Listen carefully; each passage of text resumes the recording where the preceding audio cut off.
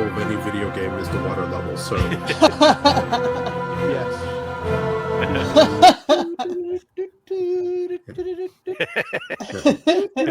We all remember. or the X-Men core versus, memories there. Core memories. or that X-Men versus arcade game where like Storm has like the level where she has to like navigate a maze underwater. Ugh. Oh Oh, man. jeez. Don't think I ever saw that one. But welcome back. Since we're reminiscing about We're coin-op games. we're just talking about how awesome Petra was last night, Yeah. frankly. Oh, sure. Gotcha. Yeah. And how horrible water level worlds are for video games. Yeah, exactly. Ah, yes. The dreaded Teenage Mutant Ninja Turtles water level. Oh, Oh my I gosh. hated that one too. the absolute worst. That whole game is not fun, but that level is the Or worst. the Battletoads racing across the surface. Oh, of Battletoads. Uh, That was a fun time. That I was. remember that game. Or the whole game, Echo the Dolphin. I played that game too. Yeah. But it was a bit. Echo was a little bit better at swimming than we are in most games. Right, yeah. I would hope so. Echo was a dolphin. Indeed. So, who do we have for game recap tonight? me. I'm on Okie recap. doke. Yeah. Give us a game recap, sir, and then let us get to gaming. All right. Last time on Modern Age Heroes, it's the next day of the Hero Initiative, which is a quick recap. We are doing a American Idol style superhero show to find out who is going to be kind of like a Earth's first line of defense in case of another any more space aggression. The first 5 heroes to be eliminated from the first day of trials are Sandsworn, Nemesine, Mirage, Resonant, and Ager. The next test is the groups are split up into teams of 5 to test their teamwork. Team A is go through all this, but this will take forever. Team A is fighting a group space battle. All of the tests are being assisted by the Tavaxians to help us kind of gauge their abilities. In the end, the top 5 emerge as Solarian, Radiance, Aetherwing, Argent, and Neural, with the bottom 5 being Goliath Prime, Obsidian Pulse, Kensho, Crossfire, and Slipstream. At the end of round 2, Slipstream, Goliath Prime, Obsidian Pulse, Kensho, and Crossfire are all eliminated. In the third phase, let's see. The third phase, they're once again teamed up in order to respond to respond to and also to make complex decisions in the heat of battle. Let's see. The second, and then the second trial. Oh no, the third trial is each superhero was tasked to fight against an equal and opposite opponent, somebody that negates their main abilities in order to see how well they would do. While many of the heroes did their absolute best, the ones that ended up getting voted off were Tempest, Elan, Prometheus 9. I wrote P9. I was like, what's P9? Prometheus 9, Warden, and Seraphine, with the final group being selected as Solarian, Argent, Neural, Aetherwing, and Radiance. They're going to begin training soon with the Tavaxians and head off to the moon base.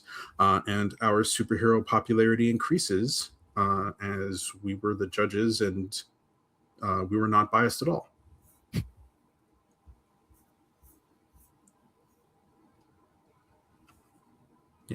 Okay. Yeah, Cool, that's cool, my cool. Cliff Notes version. How much did our popularity increase? 1. Just one? Yay. There was much rejoicing. Okay. So now I have a 41. No, I'm kidding. It's more than that. I was just doing it because somebody asked. Yeah. Oh. Let's see. 2-day televised event. with Ted Drama. I would say give you guys let's give you 11 for your superhero personas. Nice. Ooh.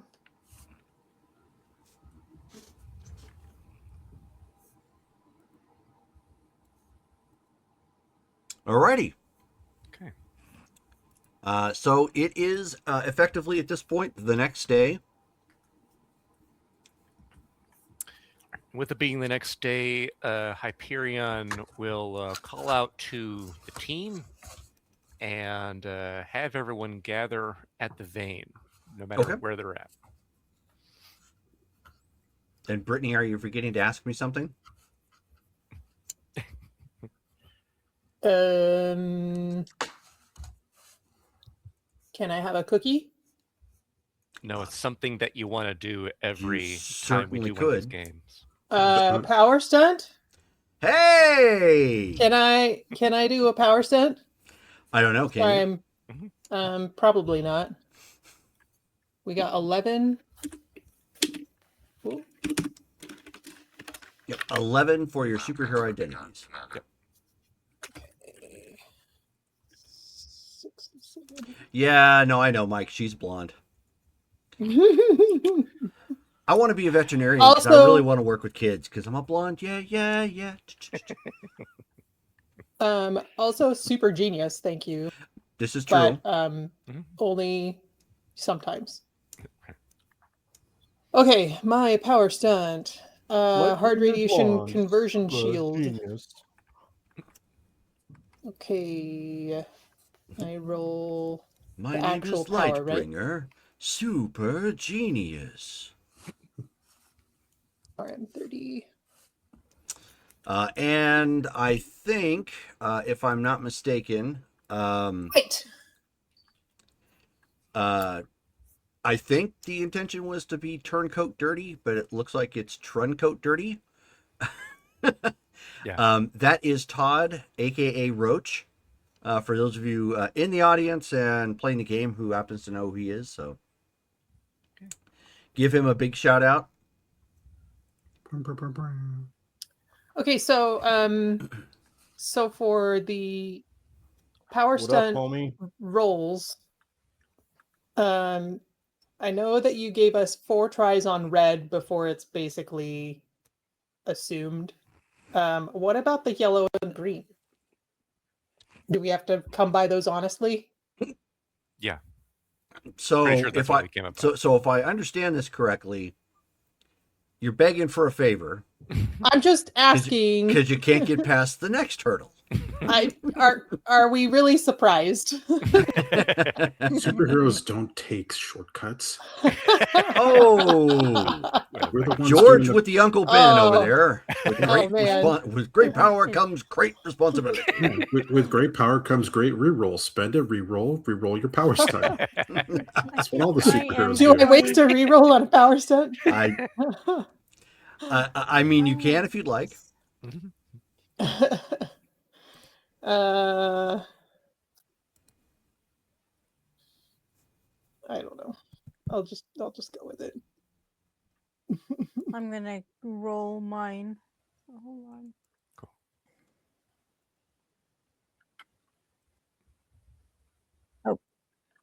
Cool. It's been a while.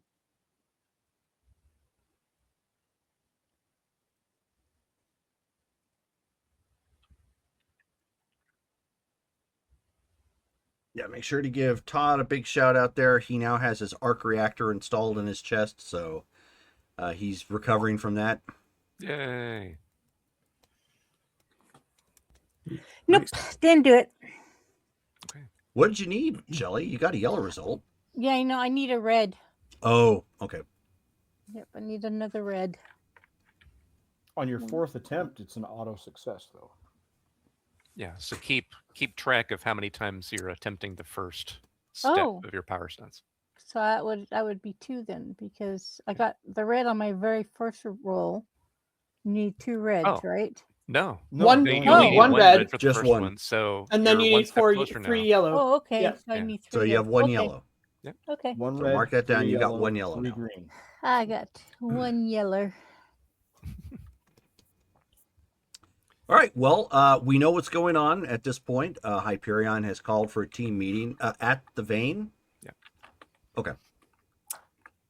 And let's see. So once everyone arrives, he'll gather everyone there to like the ready room because it has the conference table and the Mhm. computer.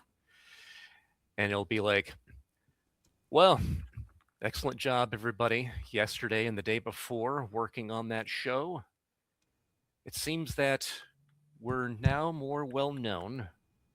And at the same time, we've finally established that team to make sure that extraterrestrial threats are handled, even if we leave or need to accomplish something else. But before we do anything else, I've made sure to actually cause some reorganization within the companies we're a part of due to everything that's been going on. So what will be happening is Quantum Unlimited will be turned into a holding company of 2 new companies, Quantum Technologies, or QTech for short, and Solar Operations and Logistics, or SOL for short. I will become the president of Quantum Unlimited, making sure that everything is taken care of. The current company of Quantum Unlimited will become what is Quantum Technologies, the main firm that handles the research and development for advanced technology. And the Solar Operations and Logistics, SOL, will be the asteroid mining company that we're beginning. With that said, some reorganization needs to happen within those companies as well. Since I'm no longer the president of Quantum Technologies, that means that the current vice president, Lightbringer, will be promoted to president of Quantum Technologies. It'll be up to you, sister, to head that company, and especially with regard to 2 particular projects that we're relatively close to completing. That will be the commercialization of Helios, so that we can sell copies of him as an operating system, and the Heal serum, the nanite medical serum that we started development on several months ago. Both of those are getting relatively close to completion. And I think both of them will put Quantum Technologies on the map more so than it is already. And right about there, you start hearing some Christmas music playing in the background. Helios, are you playing music? Last Christmas. That's I exactly gave what it you starts my- singing. No. The legacy And- gets whammed. Yep. And at that point, Helios says, "Affirmative. I am playing a very popular tune known as Last Christmas by the band Wham. I believe you are all now in Whamhalla." So clearly, there are a few bugs that we need to work out before we can release it to market. Actually, that would have been like one of the first. That would have been one of the first years that it came out. No, it came out Well, in no. '84. What was it? 84. So Yep. it's 11 We're in years old 95. now. Yeah. Does Helios have permission from Wham to play that song? Negative. Oh, well, we should. It's He for is not. personal He use is not a only. sentient being. Ergo, is not bound by those laws.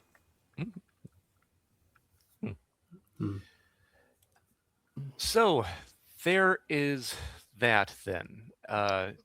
And Carmen, if you ever have requests for what needs to be done with the company, of course, seek me out. I'll, of course, be there to help with any leadership decisions that need to be made if you need them. But focusing on producing those 2 projects will be the main goal of QTech for the foreseeable future. Cool. Yeah, I'm on board. Are we still working with Mr. McLaren?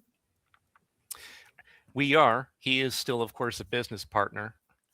And we're going to be determining what we can do with regard to Quantum Unlimited, of course, as well, since as a holding company, the two new companies, QTech and Sol, will be its wholly owned subsidiaries, but it may be possible for Quantum Unlimited to purchase pieces of other companies, as other holding companies are prone to do, diversifying assets and what have you. But beyond that, with regard to Sol, we will be moving certain personnel from QTech over to Sol as needs require regarding their various skill sets and knowledges that could be brought over to assist with creating the asteroid mining company. And with that said, it's going to need a president. It's going to need an individual who's capable of multiple things, and I think there's somebody on the team who would be perfect for it, given their interstellar experience, their knowledge of flying through space, through short and long-term periods, robotics, technology that they're an expert of. I think Ixion would be an excellent president of Sol. Makes sense. I appreciate your vote of confidence. I will definitely need some guidance, for I am still not ultimately familiar with business practices, but I am willing to do my best. Excellent. Fatality. And as I said earlier with Lightbringer, never hesitate to come to me if you do need advice or other strategic know-how with regard to running the company. So, beyond that, that's going to take some time for Sol, of course, to get off the ground. We have the assistance of the Tavaxian Empire with those two new ships and their mining equipment. We'll need to be hiring individuals for crews for those ships. So if you need any help, of course, Ixion, with regard to hiring or anything of that nature, don't hesitate to ask for my assistance. I believe a base that we may be able to recruit from might possibly be agencies such as NASA or the sort of similar entities in other countries as well. We would like to have an international representation, considering this is a worldly endeavor. An excellent idea. And within that same vein, since we did just go through the trouble of helping to assemble the Ascendancy Initiative, once we actually have Sol's information intact with regard to how they'll fly to the asteroid belt to acquire minerals and bring them back to Earth, letting the Ascendancy Initiative know of those flight patterns and what Sol will be doing will be critical, since I'm sure they'd be willing to assist with defense if there are any threats that attempt to attack our operations. Absolutely. Excellent. With that, did anyone have any questions with regard to Unbreaded. what we're doing with these companies? No, I don't think so. No, I don't have a brain for business. That's fine. Not everyone does.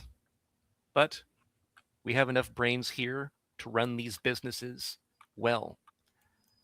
The ultimate goal for me really is not necessarily to acquire resources and financial wealth, although that will happen, but it's really what we can do with that wealth. I think soon we'll need to start charitable organizations and really thinking about what we can do with the money that we start receiving. We have just recently started using that for instances like purchasing individuals to then free them. But I think accomplishing things beyond that with the soon-to-be cash flow incoming will be prudent. If anyone has any ideas, don't hesitate to let me know. How are we after the setback, the financial setback of the auction? Jerome. So yeah, with spending that, like that was probably what 1 to 2 weeks ago, like in game time that we did the purchase. Mhm. Would Hyperion then know like what his financial situation is? Yes. Have you seen White Christmas? Yes. When Danny Kaye ends up asking the exact same question of Bob, or not of Bob Hope, but of oh, what's his name? Bing Crosby. Bing Newhart? Crosby, Oh. asking how much their Christmas special is going to cost them. It's right in between whoa and boing. Are those good sounds? No. I haven't That seen the movie. was Okay. always good comedy back in those days. So So, then did New Prussia pay us back for any of that? Maybe. No one inquired, actually, so that was never something Okay. that was taken into account. It was, Right. hey, we have refugees, and here you go. I mentioned to a couple of people in passing that it was a significant financial burden, but we didn't ask for like no. Yeah, we didn't get there. Hey, we want to go save people on your behalf. Can you lend us some money? right. Yeah. Also that. So then to answer the question, Hyperion will be like, so with regard to that, my finances are tight as of now.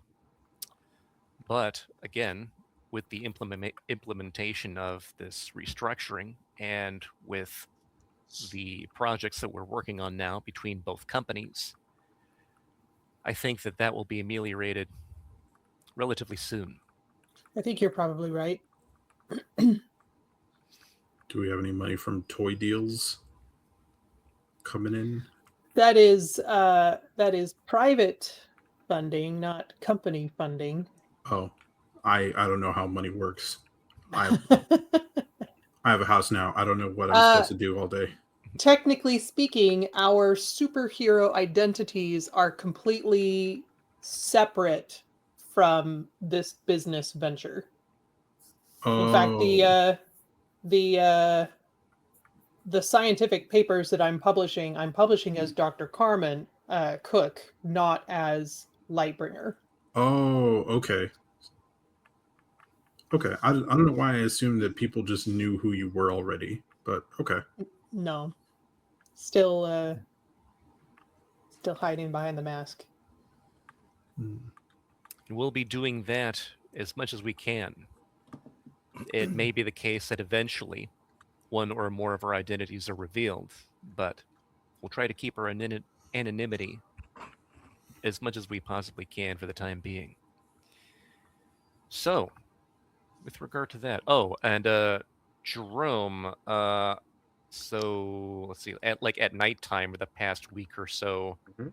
Hyperion had been excavating bits Oh, out right. of the vein. Mm-hmm. How far along did he get with that? Well, let's see. Did he take any time to pause? Because you do have people that live here currently. Right. Let's see. He probably, because I do have everybody has their own home, I believe. Wait, except for Heat Phantom. There's Okay. also our time displaced dude. I can't remember his name. Jake. Jake. Yes, from that's State right. Farm. Yep. Jake That's right, from okay. Timeline. Does he want to? Does he need a place to live? I have a whole empty house. Thanks, by the way. Yeah, same here for the most part. Yeah, I don't know what to do with it. Well, live in it, of course, when we're here. Beyond that, Jake does work at what's now QTech, Quantum Technologies, so he does have income. If we need to provide him with an abode, we can. But let's see. Okay, so to answer your question, Jerome, then he would have made sure that those who didn't have homes who were still here, he would be working around them.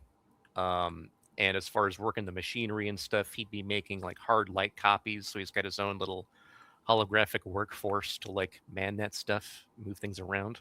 Okay. So, yeah. With that said, then, would he have finished that stuff within a week, or will it still take longer to excavate the room? If you're attempting to excavate, assuming they also- nobody is actually staying there to reside, Yeah. you could probably have gotten it finished within a week. Okay, cool. All right. So then, with that said, he'll be like, next, I'll be returning the excavation equipment to New Prussia, since I've actually completed the excavation of the area needed to start building the forge. That will be my next project, which should rapidly amplify our ability to create more gear for the team and anything else that we need for various missions, rather than relying on myself and only myself to be the quartermaster. We'll have an entire facility that helps with that.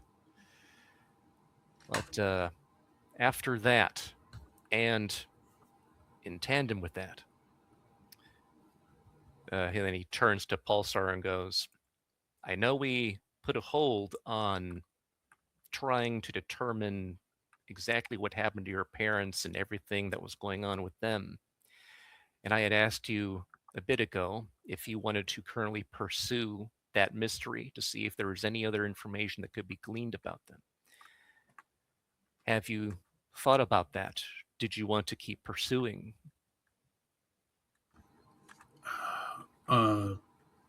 Honestly, with everything going on, I've kind of put it out of mind.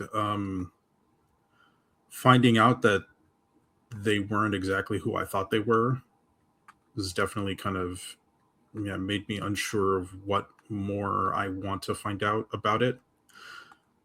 Yeah, maybe a little bit more time before. Yeah, I feel like I need to figure myself out some more, because yeah, unless I'm in the suit, I kind of don't really know what I'm doing. So maybe I need to get a job or something in between punching tyrants and all that.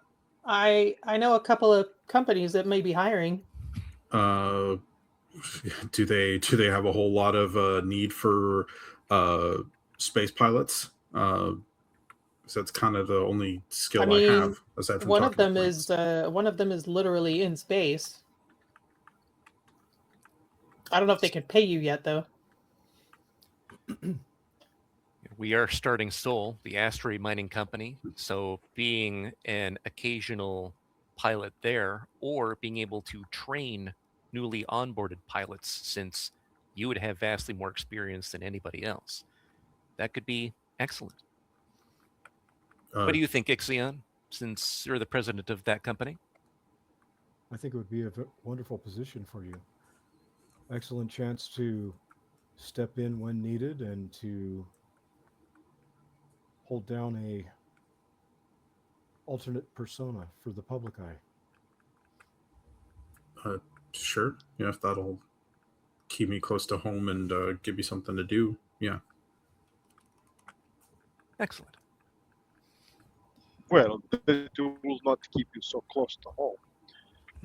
How would we negotiate his arrival if Sean is not available?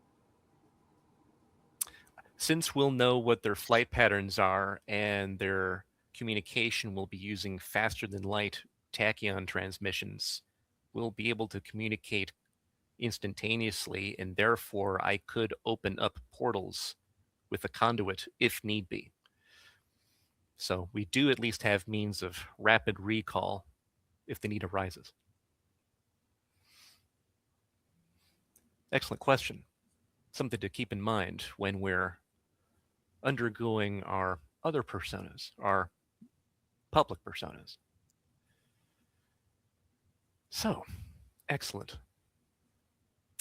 that said, was there anything anybody else wanted to bring up before I go over the objectives for the team?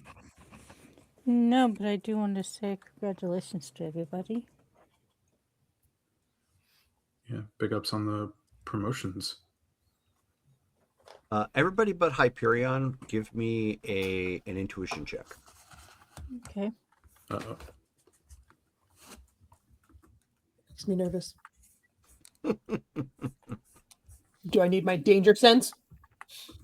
Thankfully, no.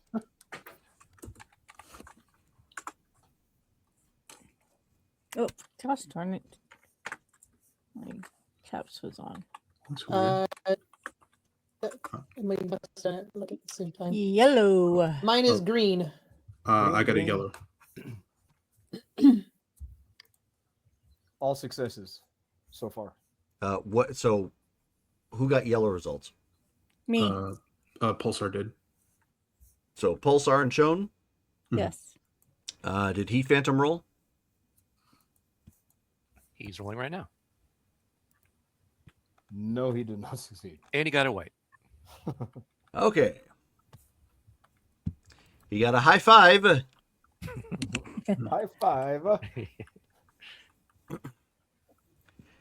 All right. So those of you with yellow, as you're right as shown, congratulates everybody on the promotions, and everyone's kind of having that bridge in the conversation to whatever else Hyperion's going to bring up next. Somebody chat something. Something. Mike's working on trying to see if the app is going to let him see the chat, because it was only letting him see his own posts. Yeah, great success. Yeah. That's somebody I should probably add to the soundboard there. Yeah. Borat. Yep, Borat. A little bit of Borat. Naughty. Very nice. Anyways, right as the conversation's bridging into that, Pulsar and Shone, you end up seeing that Hyperion happens to be standing, or sitting, actually, since you guys are at the table, right underneath a sprig of mistletoe.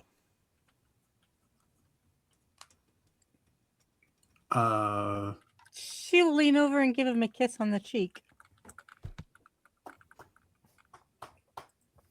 No, that was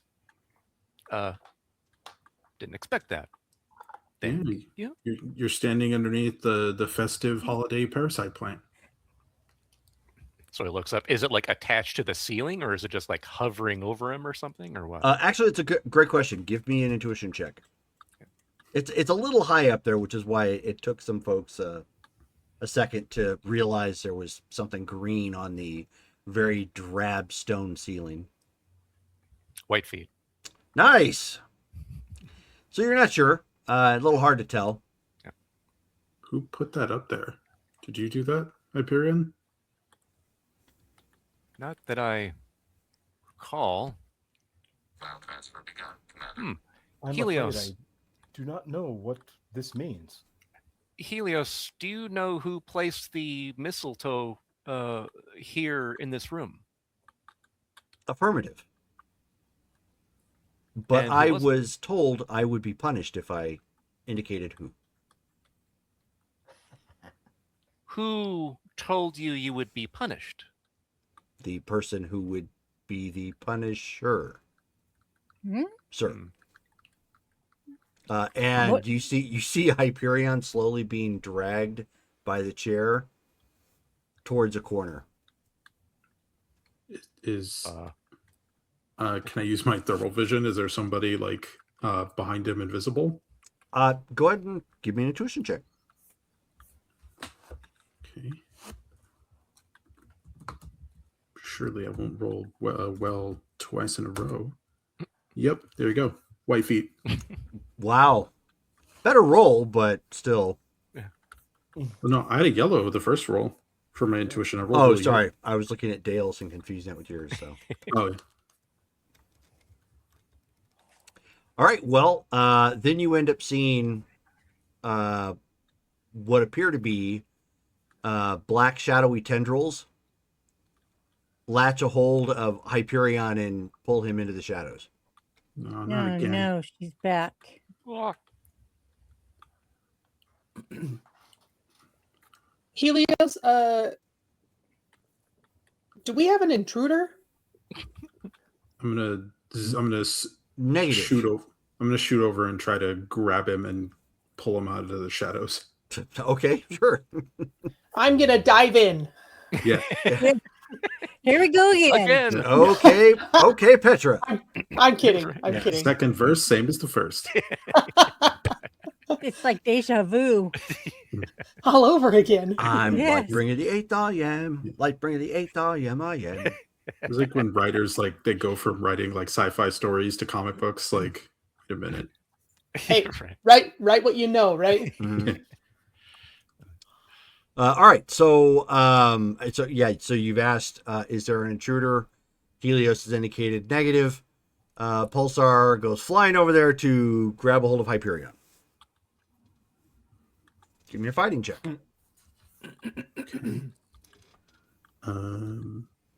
Fighting check. Ooh, and I can roll UN with these because of You my sure can. Mhm. because of my United martial Nations. arts. Well, you're grappling, so it would be wrestling or grappling if you have the appropriate martial art. What Okay. martial arts do you have? I have B and D. So neither of those would be applicable. So it's just your pure fighting. Yeah. Oh me. Helios, could you perhaps give me a list of individuals who would not be considered intruders, who can give you orders, and who use black tentacles? That's a pretty solid query. Okay, so George, so Heat Phantom shouts that out. Helios says, that is an excellent query string. However, I must decline. Apologies. Pulsar, you grab a hold of Hyperion, and you're pulling him out of the shadows. It's very much like that, like how somebody would draw the shadows, like it's tangible. So you're literally pulling him from it. His face is currently stuck to somebody's, however, right now. like in a kiss or It would appear to be yes. still holding on to him. I'm gonna go. Do you want me to keep pulling away? So as you're like holding on to Hyperion, Hyperion's like gonna be moving his hand, like kind of pat Pulsar like on the head, and then just kind of like push him away. Oh, Okay. yeah. Do you let go then? Yeah, I'll let Okay. him go and be like, So you let go. He disappears back in the shadows. One of the tendrils, however, sticks out for a second and does that old school Looney Tune, like the psh, psh, across your face, like slaps your face a couple times. Not super hard, but enough to get your attention, and then it waggles like it's a finger and then disappears. sorry guys, false alarm. I guess I interrupted the shadow booty call. I've been wondering Okay, where but- she's been. But seriously, how is she allowed in here? Yeah. who Helios, are we talking about again? Yes, who is she? She is a person that we encountered while we were imprisoned in Russia, and she helped us escape, and she has taken a liking to Hyperion, but we haven't heard anything from her for a while. Not since New Year's of, well, I think it's this it's year. been It's been almost a a year. year. Yes. Oh, Helios says it was at that point in time she was granted access. However, access was never taken away. I believe that was because of the war. I Do do we not need fault to- any of you for that. do we need to leave the room? Are they like Are they like making out in the shadows and we should give them privacy, or My well, security measures indicate that there is movement inside the shadows, but I am Okay, unaware of the social protocol as of Um, this moment. I don't need to hear any details. Just hope he's safe. and And perhaps we should rescind her. clearance. Yes. I mean, is she's Hyperion's girlfriend? Not No. really. She And did just and in fact, she's she Kind of a plays nuisance. fast and loose with the law. Yeah. okay. She did just like stage a very Looney Tunes like snare to pull him into a kiss. So Yeah, she seems to be an Please agent excuse unto me, herself. Did you just make that phrase? what? What? Never mind.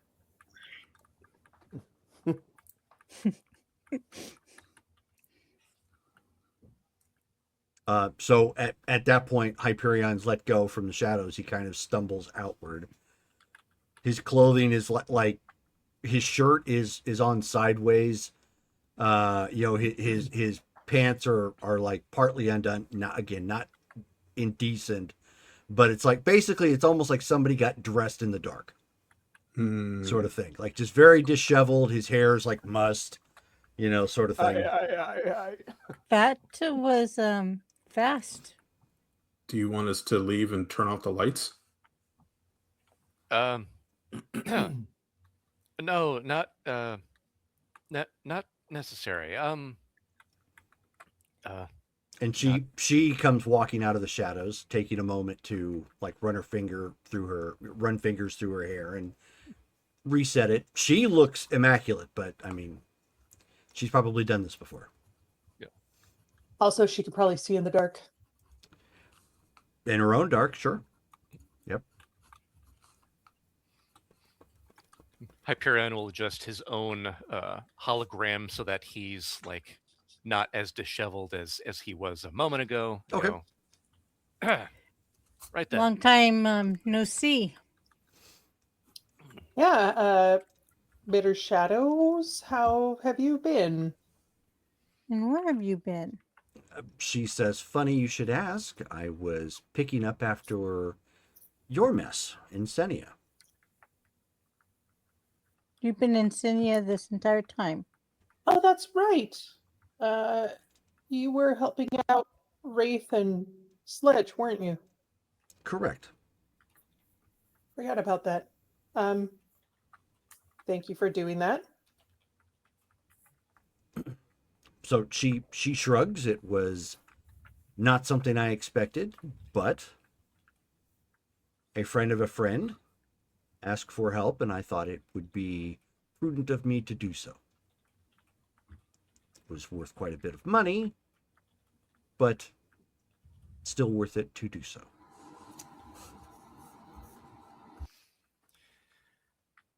Well, Bitter Shadows, welcome back. Good to see you back. And yes, thank you for handling anything and everything you've done in Senia recently. How was that going, by the way? Well, when I left, I believe the UN was starting to get the upper hand.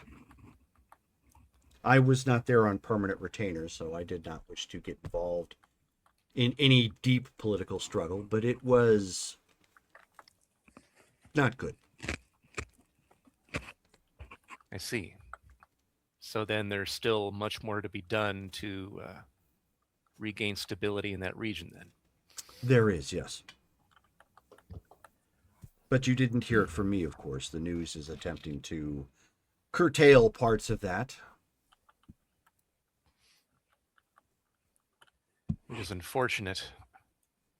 But I suppose that's to be expected, especially with a place like Senia, with them having the upper hand and almost 100% source of Dravixium that makes that area of the world highly contestable.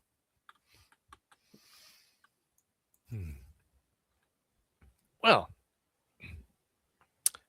not sure how long you've been here. We might have to upgrade security with you being here. Well done accomplishing that, by the way. She says, well, I had help. Obviously. As Hyperion looks over the computer screen, like shakes his head at Helios. It's a sad day. Yes. Well, and then he stops and looks at the team. Would any of you not want Bitter Shadows to hear of our possible objectives of what we'd be doing next? I mean, if she was helping out in Senia, that means she's a friend in my book. Yes, and it is perhaps a pleasure to be meeting you. Yeah. He says that now. Well, Bitter no, Shadows? out of character, he's saying that because he's never met her. Yeah. Yeah. I Bitter know. Shadows, this is Heat Phantom. He comes to us by way of New Prussia. Oh, I see. And I can't remember if you've met Pulsar. I was at the last holiday party. I Right. Yeah, I danced flying in the air. That's with right. somebody. I remember that. Sorry, Yeah. I was. It's cool. Yeah, no, I know. My how much mind I was mean to you. elsewhere that night. Yeah, Mhm. Yeah. You were dodging Cupid's arrows, if I remember right. I was. And then war broke out. So. War were declared. Right. Are we going to talk about Bruno? our new friends that we made the other day at the contest? I mean, it was on TV.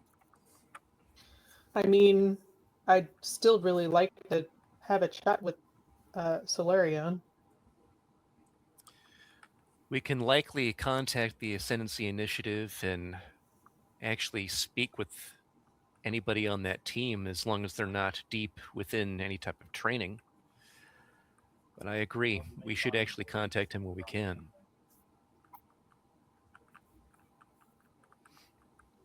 I mean, kind of wonder how much they're going to need from us as the instigators of the need for the team. Maybe there's some kind of briefing that they'll want to have, but maybe they'll need to get up to speed first. We can Maybe we'll need to get up to speed. Fair point. We can contact Ms. McCall, and she likely has a connection with the Ascendancy Initiative. She was heavily invested in that team's creation.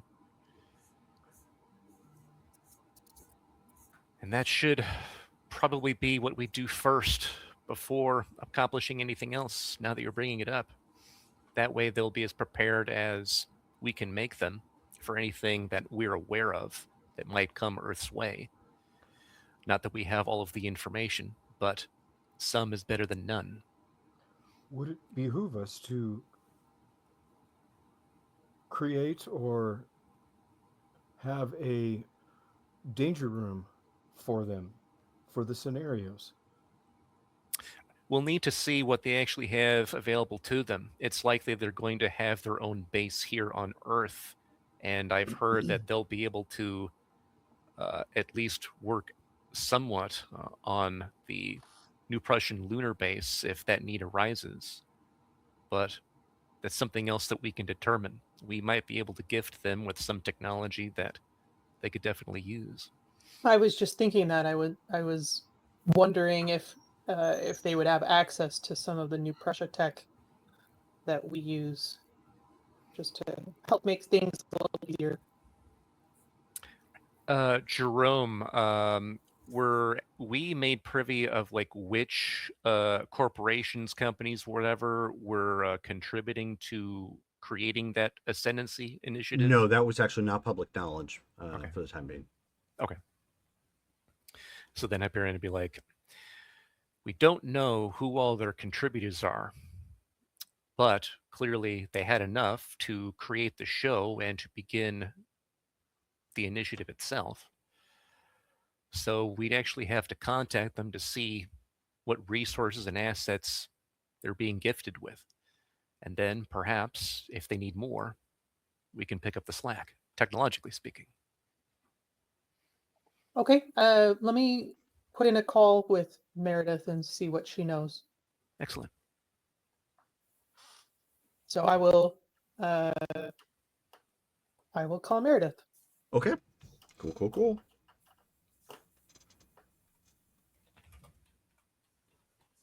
There we go.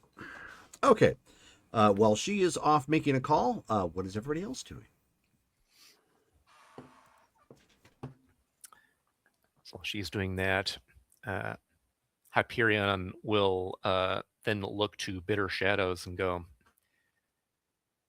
so it seems that you are between jobs then, seeing as you're here, unless this is just a very quick trip for you. Well, she says, sweetheart, these are all quick trips for me. Granted, Relatively speaking. Right. Not the speed with which you travel, but how long you plan on staying. I don't know what your plans are, where you plan to live, or what you're going to be doing. So it makes it hard to do anything outside these shadow engagements. Well, she says, well, there may be times that I need to disappear for a bit. But as you said, I am in between engagements. And are these engagements you're between on the up and up, hopefully? For some people. For some, but not for others. Does that mean you're acting as mercenary then? I am. I see. For locations other than Senia? Yes. Are we playing pin the tail on the donkey? I don't know what we're playing exactly. Because your posterior certainly has improved. Well, thank you. I did go through an overhaul in between when we last met. Yes. Yes, you did. Yes. Right.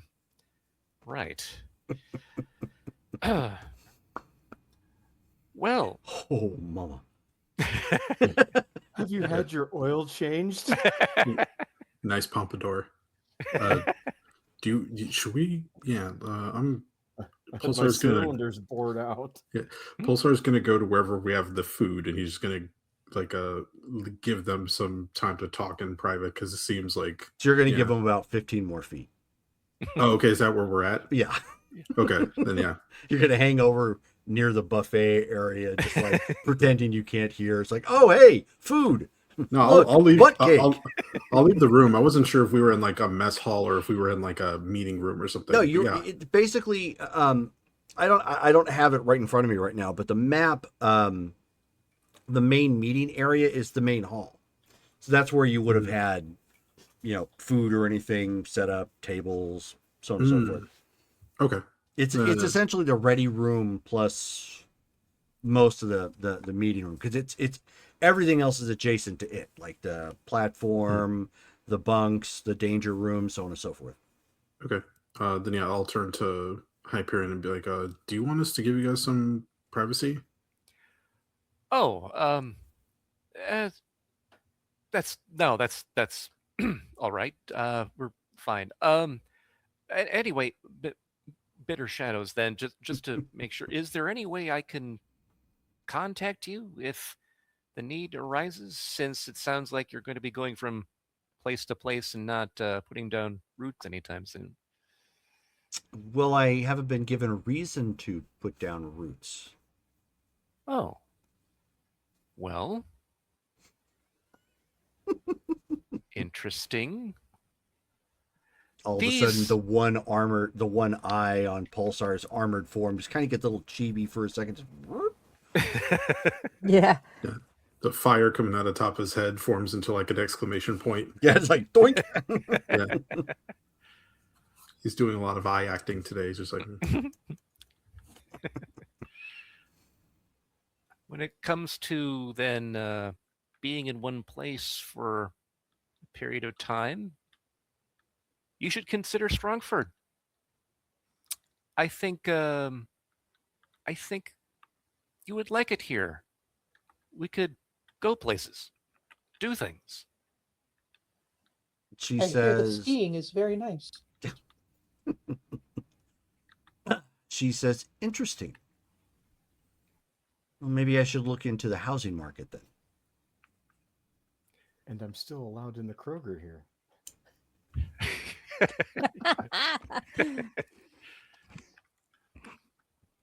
Just avoid Fairside, but anywhere else, yes, I think that would do quite well. Let me know if you need any help. I have been in the real estate market helping my siblings a bit there as well.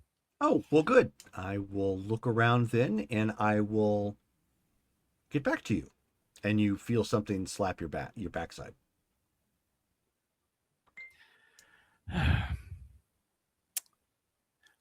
Oh, speaking of the your shadow capabilities, I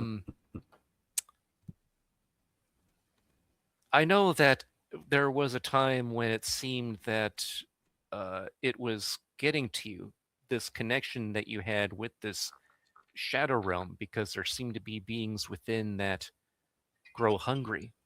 Have you been able to handle that urge accordingly? I've fed, if that's what you're asking. See. Should I bother asking if feeding was maybe I shouldn't ask that question. If you ever need help with that, let me know. I know it's something you've gotten used to, of course, with you having the power for so long, but let me know. She says, I will, but first it looks like I need to go about planting roots. So if you don't mind, I will see my way out. And, well, when I find a place, make sure you're in a nice moving outfit. Will do. ask her for her own phone number. Right. Do you have a phone number? You don't happen to have one of those mobile devices that New Prush has been developing, or anything similar? Funny you should ask. I did manage to obtain one of those the last time I was in that area. We should exchange numbers then. That's what we do. Right? Okay. Yes. So she flips your hand over, palm side up, and writes the digits on your hand. He looks at those, memorizes them. Mm-hmm. Excellent. And then he goes ahead and does the same to her hand. Okay.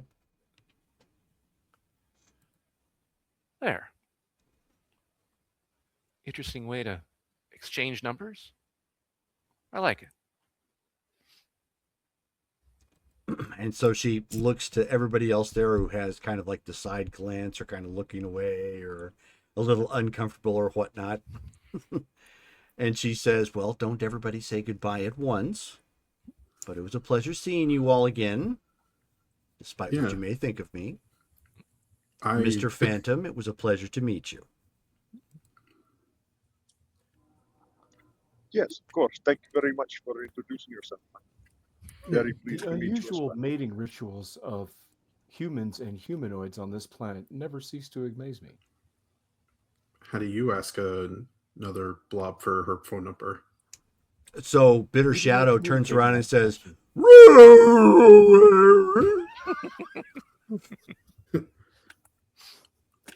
Okay, you're right, Ixion. That is weird.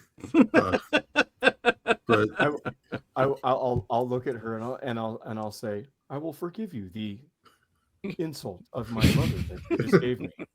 And then I wink at everybody else. So you see shadows end up opening in front of her, and she steps through. I will say, take care before she vanishes. Well then, sorry for that. I clearly did not expect that. Mm-hmm.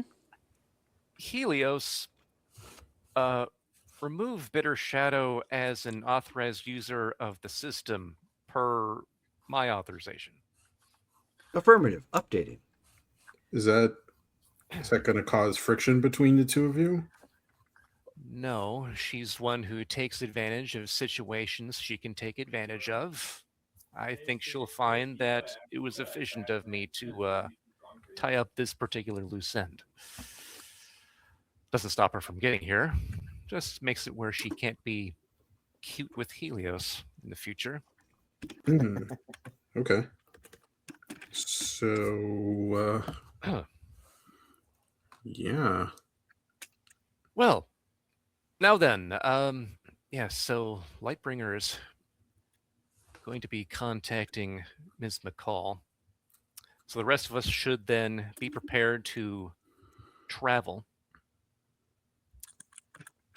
Let's go ahead and just make sure that we're ready. So then we'll be waiting for the conversation that Lightbringer has with McCall. Okay. So Lightbringer, you end up giving a call. A call gets patched through to the Institute. And you end up hearing, a voice come on the phone. This is the front desk, Haven Institute. Hi, this is Lightbringer. Is Miss McCall around? I believe she is, but she may be with another student or two. Would it be okay to place you on hold while I check? Yeah, Okay, hold one moment, please. thank you. And she puts on a hold. Last Christmas, I gave you my heart. The very next day, you gave it away. At least it's not Kenny G. Yeah, I'm starting to feel worried about Kenny G. Are we in the right dimension? that is a worrisome thought. So, the phone picks up.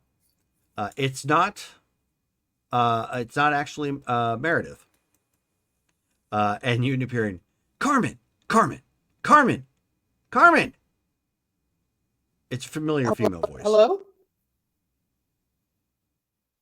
Is it Pound Cake? Yeah. Hey, girl. She says, "Hey, so what was it like doing that TV show? Oh That my looks so gosh. cool." TV makes me really nervous. You never know what they're going to ask you or like what you're saying is going to come off, She And says, then I "What?" start worrying like what does my hair look like? What does my face look like? I don't really think about these things on a normal basis, Well, you look like you lost 10 pounds when you were up there. You looked great. Oh, that's not what the camera usually does. I know, right? Thanks. Okay, cool. She says, "Okay, so Spill, Um, what about Solarian? I saw your Yeah, wandering eyes." oh my gosh. That's not even I'm not saying that's- nothing. that's really weird. I mean, he was in great shape, but that you know what? That's kind of actually what I'm calling about. Really? I mean, not that. Did you get like his number or something? No, I'm hoping that Ms. McCall has it, actually. Oh. This is not a dating thing. Oh. This is Oh my a goodness. business thing. Does This is a Sledgehammer know? business. Okay. This is not a romantic thing. I promise Okay, you. I got you. Sledgehammer I got is your back. 100% secure. It is absolutely not romantic. 150% secure. Are you sure? Because Yeah, I mean, you look I like you should could call have him. anybody. Okay. And you're popular, and and your grandfather is like, and you were just on TV, and your team is like really well loved. You get fan mail, right? Yeah. I mean, yeah. See what I mean?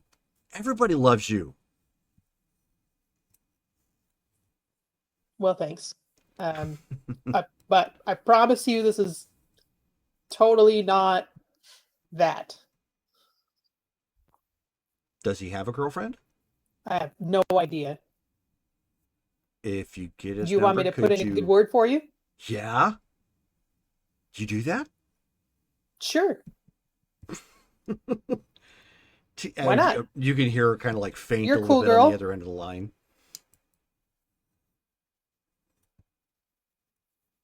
I'll see what I can do. Oh, right. You're here to talk to headmistress, Ms. McCall. Yeah. Sorry. 1 second. Let me take the phone to her. Thank you. And she, you can hear her kind of walking, with the phone. And she says, "And you're never gonna guess. Mantle got handsy again." With you? Oh no, not me. I'd belt him in the next week. I was gonna say I could knock his teeth out. No. I'm good. I'm good.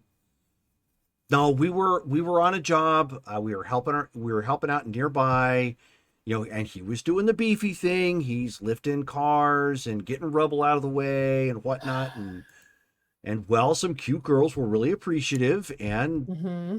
he took advantage of his stardom a little bit. They didn't seem to mind, but Ms. McCall, that doesn't fly. So he's getting detention. No, we graduated. He's not going to get detention. That he's probably going to wish he got detention. I'll give him detention. But okay, hold on now. You've got Sledgehammer. You're not allowed to do that. Okay, I'm not. Okay. He would absolutely see it that way from you. I think you're hearing some things that I'm not actually saying. Maybe it's just wishful thinking. I have to live vicariously through you, Carmen. What can I say? You do all the coolest things. Well, I hope you get to go do some of these cool things too, so that I don't have to. She says, "Okay, I found Miss McCall," and she kind of covers up the phone real quick. And you can hear her muffled, but it's her just saying it's you and handing the phone off. And so she hands the phone over to Meredith, and she says, hello, Carmen, how can I help?" Yeah, hi. Hope you're doing well. Here you got your hands full. That's a good way of putting it, but yes. Well, that wasn't what this was about, was it? Of course not. No. So the team has been wondering if you maybe could get us in contact with the new super team. We'd like to maybe check in on their equipment and their needs and maybe do some kind of a debriefing. We're not sure exactly what our role is in handing off some of the work. And also, we'd really like to talk to Solarion. She says, I had a feeling that was going to be the case when I first presented him as a potential candidate. Yeah. Your role is pretty much done insofar as the show is concerned. Yeah, I don't want to touch the show. I just mean like the actual work right that we have ahead. That's what I'm Don't referring tell to. me don't tell me their whole team is going to be televised. There are negotiations for that. I Oh my gosh. think some of that's going to be unavoidable. Korea's getting around, huh? Well, just between you and I, that does seem to be a model for bringing some of them up. I guess it does kind of pay the bills. And there is that, which is something the United States is leaning very heavily into based upon their advisors from South Korea. So I think What you about can imagine security? where this is going. What about security concerns, though? That's why they're taking some of their tips from South Korea. Many of these things they've already encountered, so they're using them as kind of a template to see how they want to do it here. I see. Okay, well, in any case, yeah, if you can let us know how we can help get them onboarded and set up for success, that would be great. And also, yeah, we'd love to set up a meeting, have a chat with our new cousin. Well, I'm kind of out of the loop as far as the rest of the team is concerned at this point. That's between them and private discussions with government oversight, obviously. Can you As let far let the powers that be know that we are at their disposal? I will, yes. Okay. However, as far as Solarion is concerned, I can probably arrange a conversation or get word to him that you're wishing to speak to him. Okay. I don't want to scare him off or anything, so I'll leave it to your judgment how to couch that request. You're aware that he's unrelated to all of you, correct? I mean, it's good to know that for sure. We're more concerned about all the knowledge that we have gained about his people, and we just really like to touch base about that aspect. Okay. Well, I will definitely pass that along to him. I'm sure he would also like to speak to all of you at some point, but I don't know when his schedule is going to open up for such Sure. a meeting. So just, I guess, maybe try and keep your schedules open as possible, of course. Yeah. You know how that goes. Of course. Okay, yeah. Sounds good. Was there anything else? That's all for now, I guess. Good luck with your school and stuff, and we'll talk to you soon. Very well. And good luck to you as well. Thanks. And so she hangs up. Click. All right. So I will head back to the main room, and I'll look around and say, "Our guest has departed." Yes, for the time being.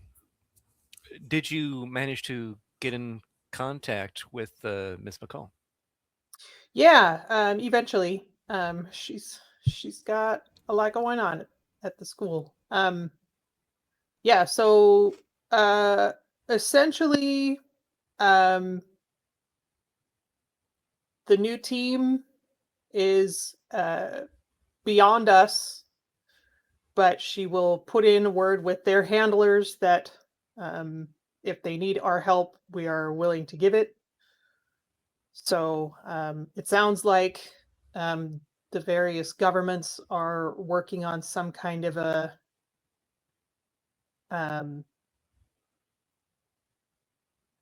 televised deal to keep Earth abreast of their training and the work that they're doing, which really glad it's not us. Continuing with the reality TV aspect that brought them into existence. Interesting. Yeah. Again, glad that's not our business model. But in the meantime, if they need us, then I told her that we're happy to help them out with whatever information, tech, whatever. Very good.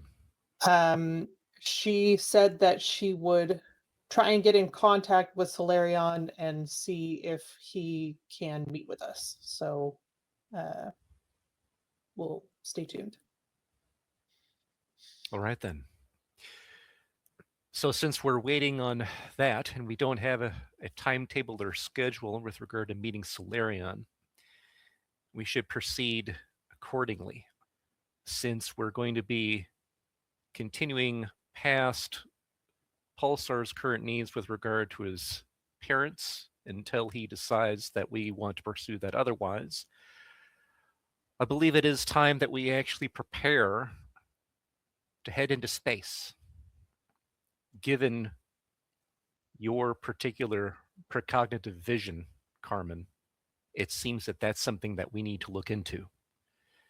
I know that it's dangerous for us to leave our own planet, especially with regard to how the rest of the galaxy views our particular system and our race. But I believe we need to be proactive here. We can't just wait for all of our enemies to come to our doorstep. We need to actually go places and do things. We could check in with the Tabaxians and see if their ship and or tech could.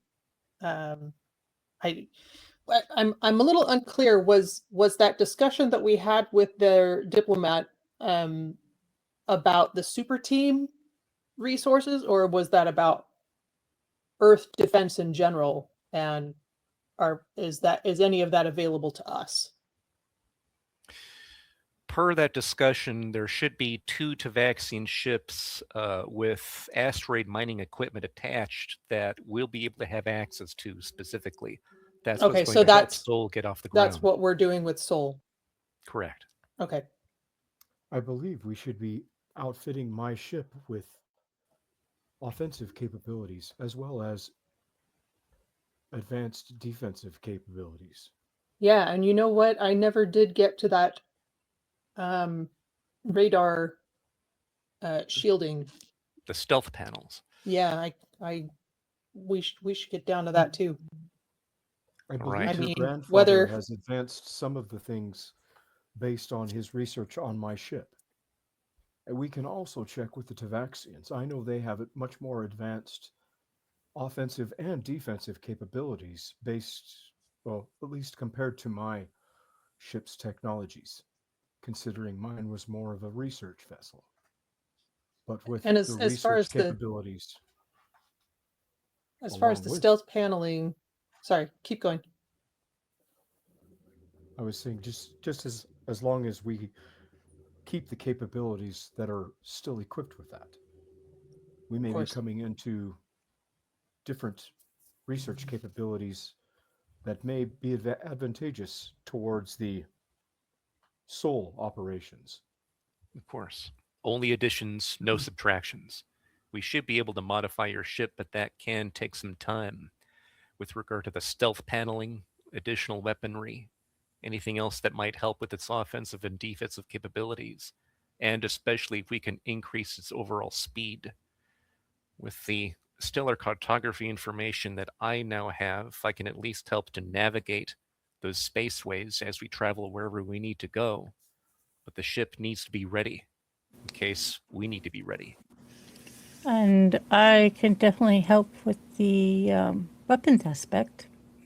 Excellent. As far as the stealth paneling goes, maybe we should get in contact with the Tavaxians and examine their ships on a closer basis. See how.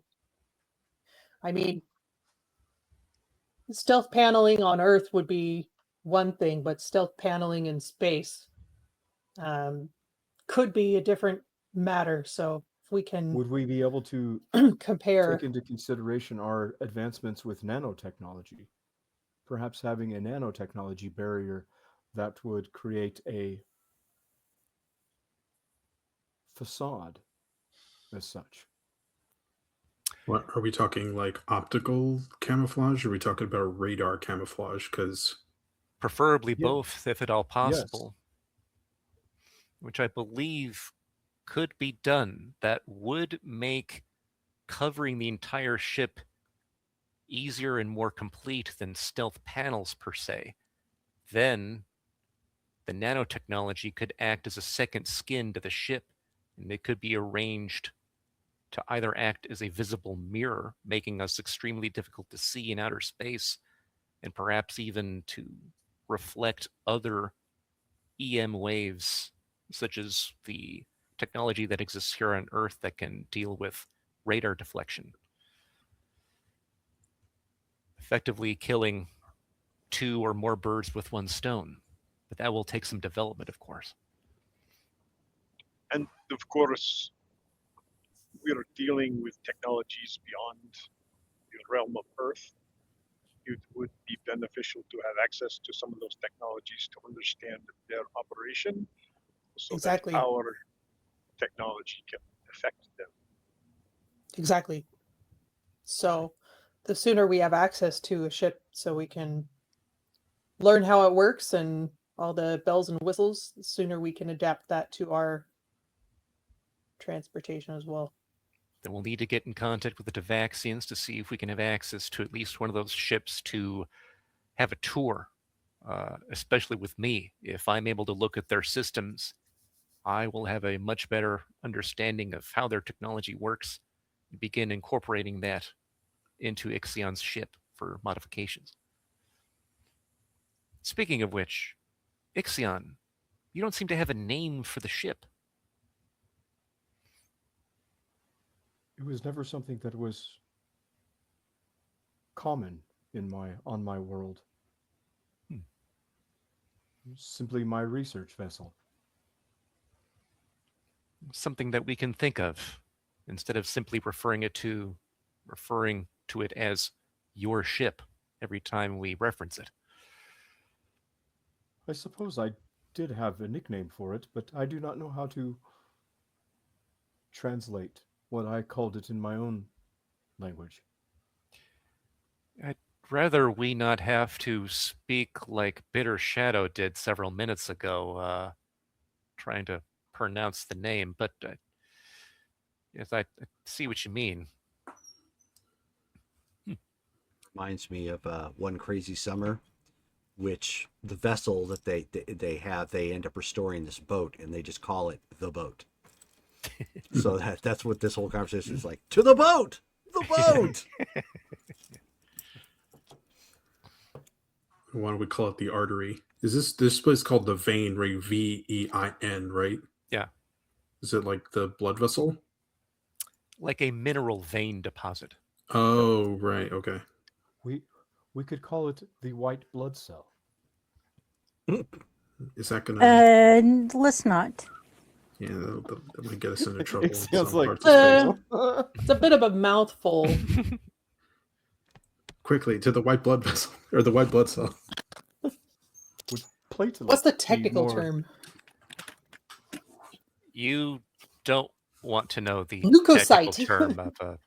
Well, we could call it leukocyte. Call it the bucket. Bucket. The bucket. Nice. Star bucket. Okay, so Well- Jerome has reminded me. Sorry, hang on. Jerome has reminded me that Lightbringer has He has people for that. have Tavaxians at my beck and call. And he says that I would have been given some kind of communicator for them, so we could give them a call. Excellent. We could call it Enterprise or perhaps Eagle 5. There is a cinema with a comedic reference that it is believe a Winnebago was called Eagle 5. Huh. I believe it was called Spaceballs. Would that be appropriate? We'll take that under consideration, but we'll eventually think of a name. It's not exactly a priority, I believe. But yes, Lightbringer, if you're able to contact your Tavaxian friends, that way we have access to a ship to study. Okay. Is there any other business before we make a request to do that? I don't have anything. Before we do this, I just wanted to be what mission do we have that's currently taking us outside of the planet? Like, I know you had the vision of what's I can't remember his name. Electrum. Electrum. Thank you. I was like Solarian. I was like, I get him and Solarian's name mixed up. Like, you saw him captured, but do we have any like further clues to kind of where we're looking? Is that what we're going off into space to do? The first thing I believe we should do when heading out into space is to meet up with the Salanth, those that still live. We should make sure that they are fully aware that the one who terrorized them has been defeated, and it also gives our brother a chance to reacclimate and meet back up with his people. Perhaps there's something that we can help them do, or perhaps there's some information they can give us about what's happening throughout interstellar society that could point us in a better direction in order to find this Dexamite remnant, wherever it is, that's currently or will eventually be holding Electrum. It's at least somewhere to start. Unless somebody has a better idea of where to start. Our oceans are quite large here on Earth, and it would be possible to populate for what we may find. It is an option that we may humor. I know I enjoy spending time in the oceans, and it is quite similar to my home planet. Are you saying relocating this Salanthi to our oceans? It would be possible. They would be very good caretakers of the ocean. Something to consider.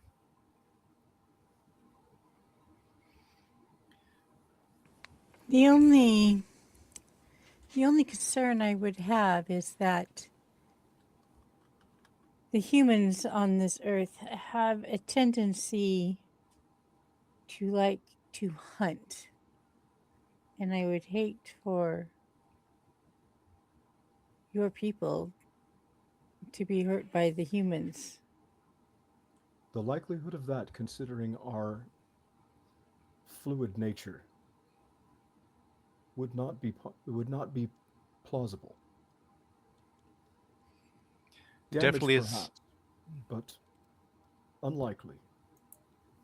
Definitely something we'd want to get in contact with the UN and with several major nations with first, because technically, extraterrestrial beings, as far as I know, don't have any rights anywhere on this planet.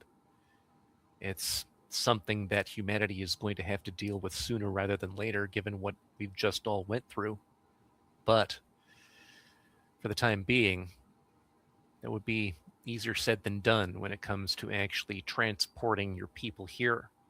There might be something else that we can do, but in order to know, we would have to visit them.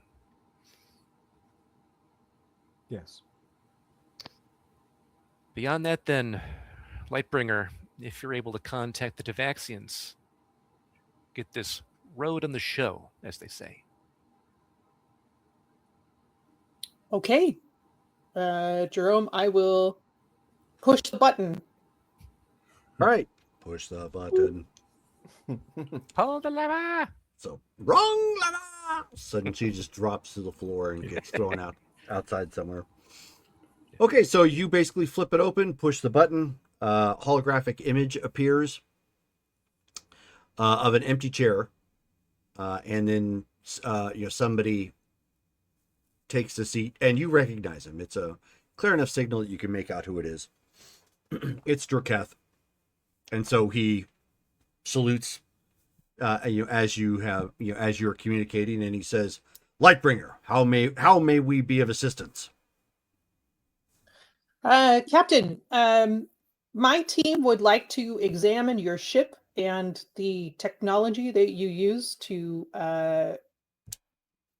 bolster your offensive and defensive capabilities. Would that be amenable?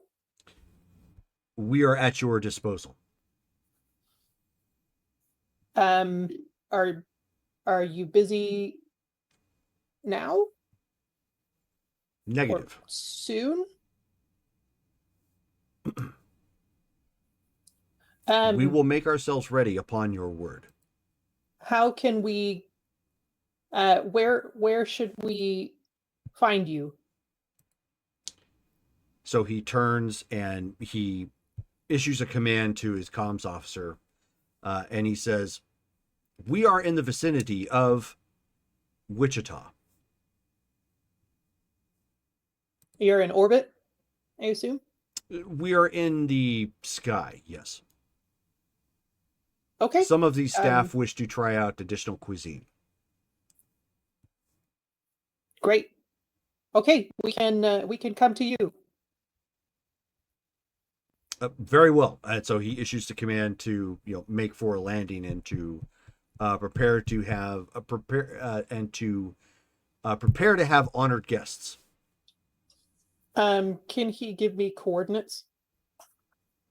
Yes, That actually, might he be can. easier. He gives you Or an just exact. assuming. He gives you exact coordinates, longitude, latitude, everything. Okay. All right. We will see you soon. Thank you again. Of course. And he turns off communication. All right. We'll say that I did that in the main room. Sure. Excellent. Cool. Here we go to Kansas. So, brothers, we do need to set aside some time to discuss weaponry, and so that I can begin working on that. Definitely. Once we finish investigating the ship, we'll all be working together on various systems. You with weaponry, Lightbringer with stealth technology, Ixion along with stealth technology, and anything else that his nanite technology can advance or create. This will be an interesting field trip. Yes, look forward to it. Right. To the Ixion mobile. No, that doesn't work. Let's to the ship, everybody. To the bucket. To the bucket. Okay. Cool. We don't obviously have to role play it. Everybody gets on board, unless somebody's staying behind. Nope, didn't think so. Okay. Okay. All So not exactly a problem. You guys have exact coordinates. You're able to punch that in and fly over. The landing site is in the middle of a high school football field.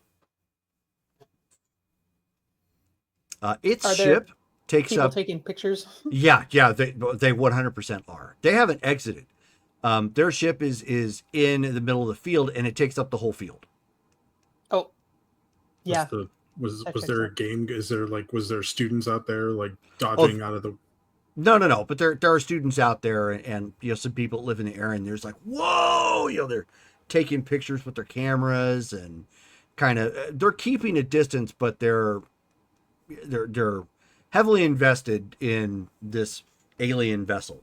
They know enough to know that it's Tavaxian because Tavaxians have been revealed to the people of Earth.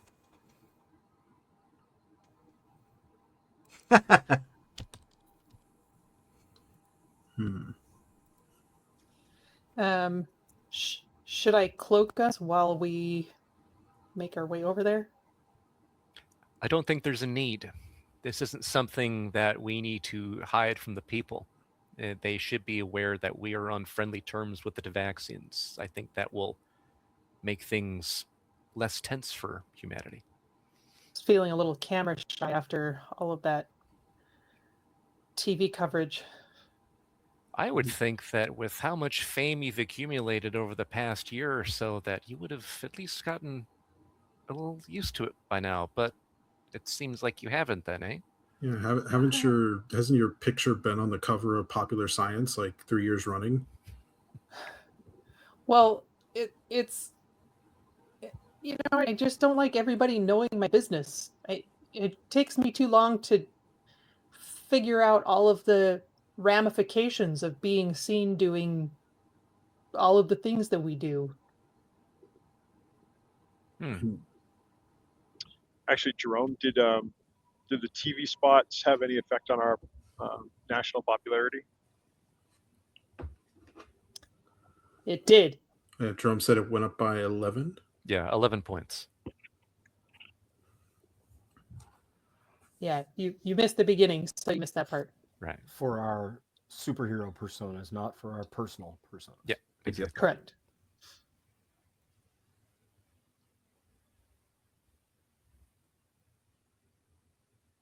Does that mean that our money goes up too? Nope. Oh. It's not how it works. We become more popular. People don't just throw money at us. You have not quite. corporatized yourselves. So nice try. I mean, I was trying to remember which of these things. Oh, it's health that gets bolstered when you bump your Correct. stats. Okay. Yeah, your physical Sorry. stats. Mhm. It's not resources. No. Okay. Wouldn't that be nice? Oh, I got Yeah. more money. I'm healthier now. No, I was thinking it was tied to popularity. No. Although typically, if you have more money, you get to be healthier. Also, It's a good point. Good point. yeah, you can afford juice. So at any rate, you guys have found a spot to park to land sufficiently at Sweet. in the vicinity. so now there are 2 spaceships. Yep. Your ship is effectively a third of the size of this one. Yep. Okay. All right. As we disembark, make sure smile for cameras, be nice and friendly. We're not here for a photo op per se, but it doesn't hurt. So then All we right. disembark and head over to the other ship. Okay. So I'll They- put on my They bring Guys. down the ramp to allow you to come on. Some guards step out and post up, which again at this point has the people of Wichita just guffawing and taking all kinds of pictures and whatnot. Probably one of the most important things that's happened in this city and almost ever. Yeah.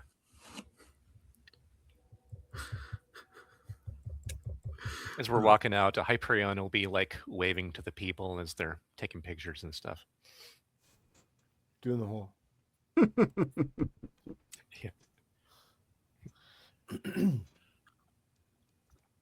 So as you board, every one of them salutes, and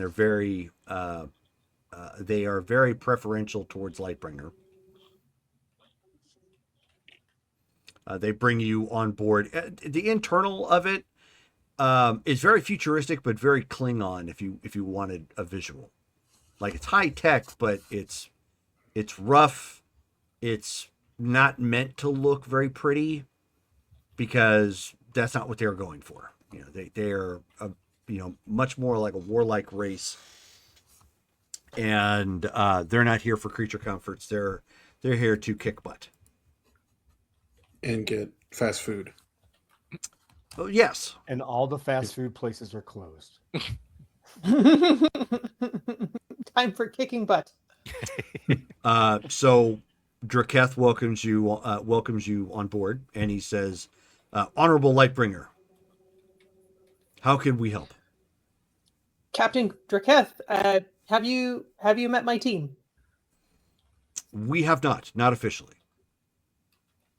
I will introduce everybody, and I'll specify Hyperion as our leader, and I'll mention that they're all my siblings, as I'm sure they already know, but just kind of emphasizing. And then I'll explain to the others that Captain Draketh was kind enough to take me and future Lightbringer to their home world to speak with their leader.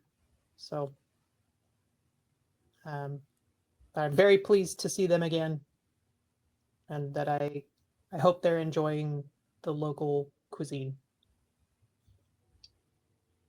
So he doesn't address most of that. He just nods.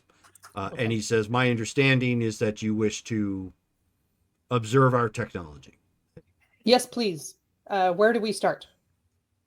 What is it you wish to analyze first?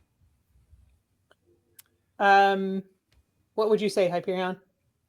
There are several systems we'd like to take a look into, primarily your offensive and defensive capabilities with regard to ship-to-ship combat, as well as your flight systems and propulsion systems. So he has one of his technicians come up, and of course he is going to follow your group because he's going to go with you everywhere. But the technician takes you into the back near the weapons, basically where the weapon assemblies are held, as well as the power of the system and the engines, because everything flows through there. Right. Technician is going through and giving you the breakdown of how their ships are powered, to what degree the power fluctuates through the systems, the type of weapons that it happens to have on board.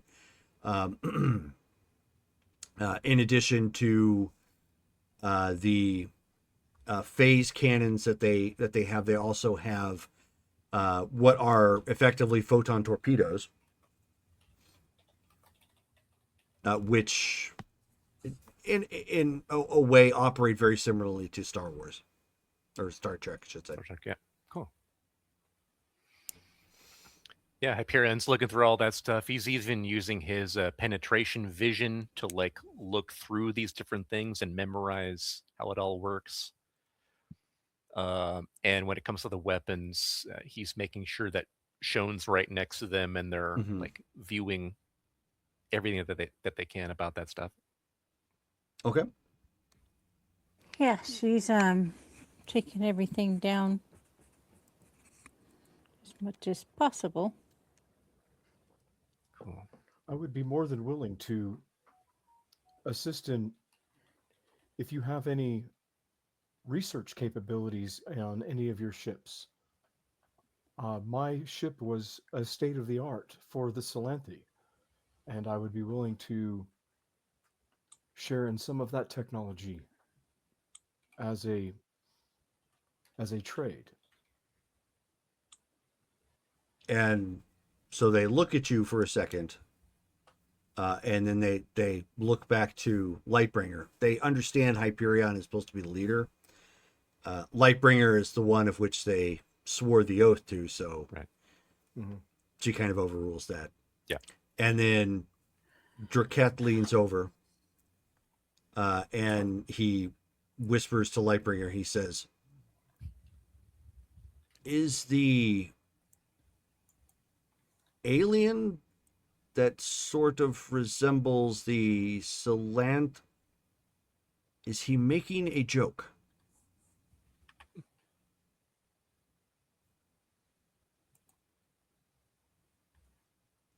He is conveying his respect for your generosity and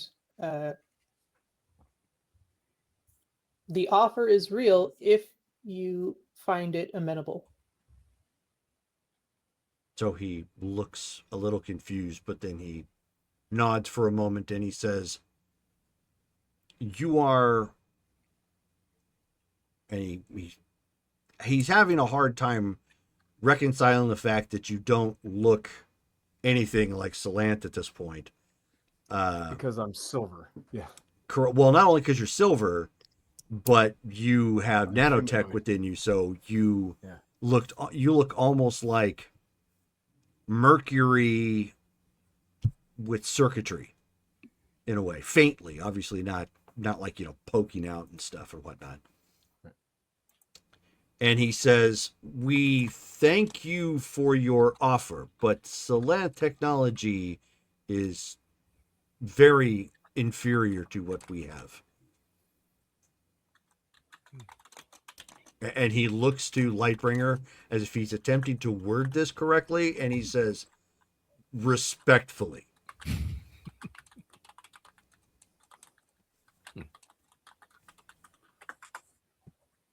Well, then it sounds as if anything that we glean here will be a definite improvement to the technology we have. At least that's good to know.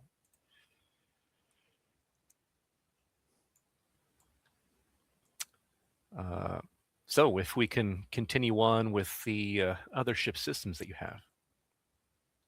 So he looks to Lightbringer for confirmation. Okay. When she does that, he has a look of like, "Oh, I recognize what that means. That we are okay to go forward." So he at that point he motions you around. He's actually not holding anything back. Under normal circumstances, he would probably be shot for giving away these secrets, but it's Smart. very much it's very much a he is honor bound by whatever oath that he took, that if she asks for it, then he's supplying it. So through this, okay, maybe I should ask, how hard has it been for Lightbringer and Hyperion to understand the basis of their technology Hard. as far as how advanced it is? Oh, it's very advanced. You're getting it. Oh, and Justin has given you a reroll, Dale. Just an FYI. Thank you very much. It's not something you can't do. I mean, you guys are collectively big brains and hyper inventions and whatnot. But it would be like somebody from Middle Europe getting a hold of an AR-15. Yeah, holy cow. After they shoot it a couple times, they're going to understand some basics. And if they get it open, they might be able to look at it and go, "Oh, okay, this does this to that. I pull this does that." Like they can get a rudimentary understanding. But recreating it is going to be difficult. That's where you guys are really going to have to put your heads together and get it all sorted out. Would this be It's not a good impossible. time to? Would this be a good time to activate the big brain and make sure that it all sinks in? it probably would not be a bad thing. So just don't Cool. roll a 1. All right. It's pretty much what it comes to with that power. Just don't roll a 1. In that same vein, would it behoove Hyperion to roll his hyper invention to understand this tech as well? No, because hyper invention's a little different. Hyper invention is more of a Forge really didn't get a good run in the comic books all that much, but in essence, it's you just think of something like, I want to build a better desk. You don't have to know it. It's okay. Well, I'm putting it together now. To understand what you put together, that's where you're going to have the high reason and go, oh, okay, well, I did this, that, or the other. Otherwise, it's kind of like a fugue-like state. You just go into it, piece it all together, and voila.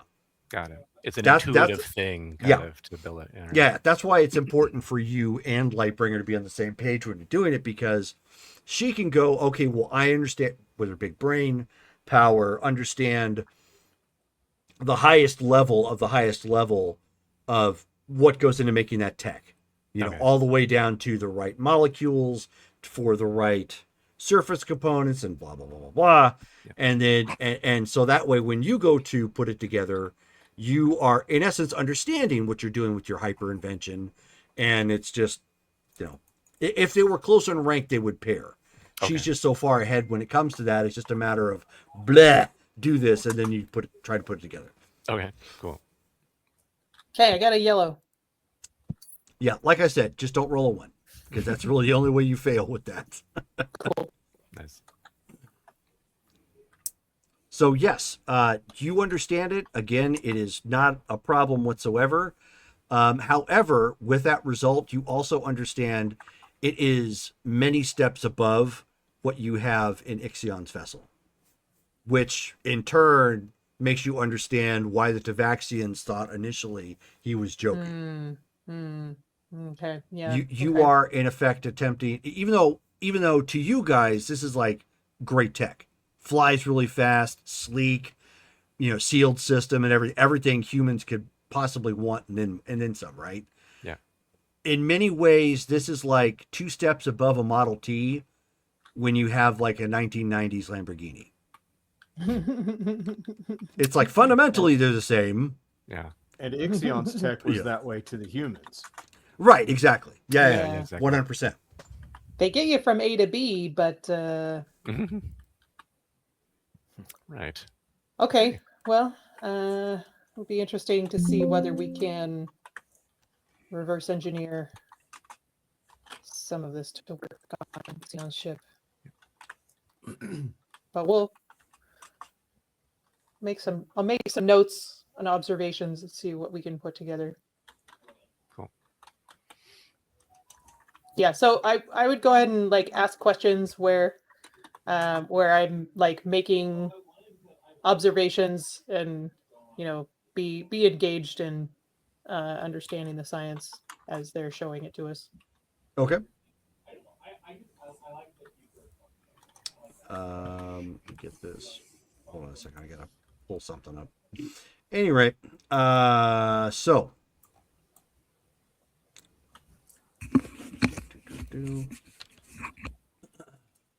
he has finished giving you the tour. You fully understand it, but you also know if you were to even attempt this with Xenofreeze's ship, you're basically building another ship.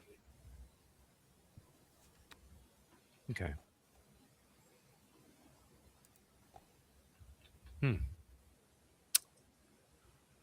Well, the levels of technology What? are rather different. What if we took them with us? The Tavaxians, you mean? Yeah. So effectively using a ship from their fleet rather than trying to overhaul Xenofreeze's vessel. I mean, I think they might be intrigued by the idea of finding Electrum. They probably would do it if we asked. That would save I'm time. gonna have this conversation sub-vocally, just as a note. So you're doing it telepathically? Mhm. Yeah, I'll activate the Crown Network. Should I roll? No. Okay. Let's just keep it going. Okay. Uh, Let's not chance fate. I'm gonna ask to Hyperion telepathically, 'cause if we're all, I'm assuming we're all connected. We're all Yes. we're on the Crown Network. Okay. Yeah. Do with your connection to our space station, do you have any like schematics or anything for any of like that technology that we could use to make a ship? Would that be easier than trying to build something based off of their tech? Or also Tavaxian tech, I mean? I'm betting that the technology we'd find amongst any of the sapient races throughout the galaxy is going to be similar in level, because most of their technology was inherited from the Dexamite Empire. What about But universe? with regard to Universe, I know that he had lost much of the information in their databanks, but that is something that I could ask him about. We could simply travel there and see if there's anything that they have. But Jerome, when we were on the Proxima Centauri space station, there weren't any remaining like space vessels on No. that station, were there? No, okay. No.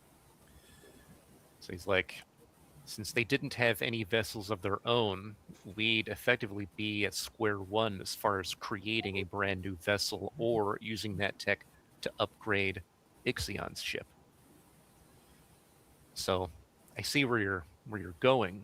And also, frankly, we don't even have the tools to build the stuff that they do.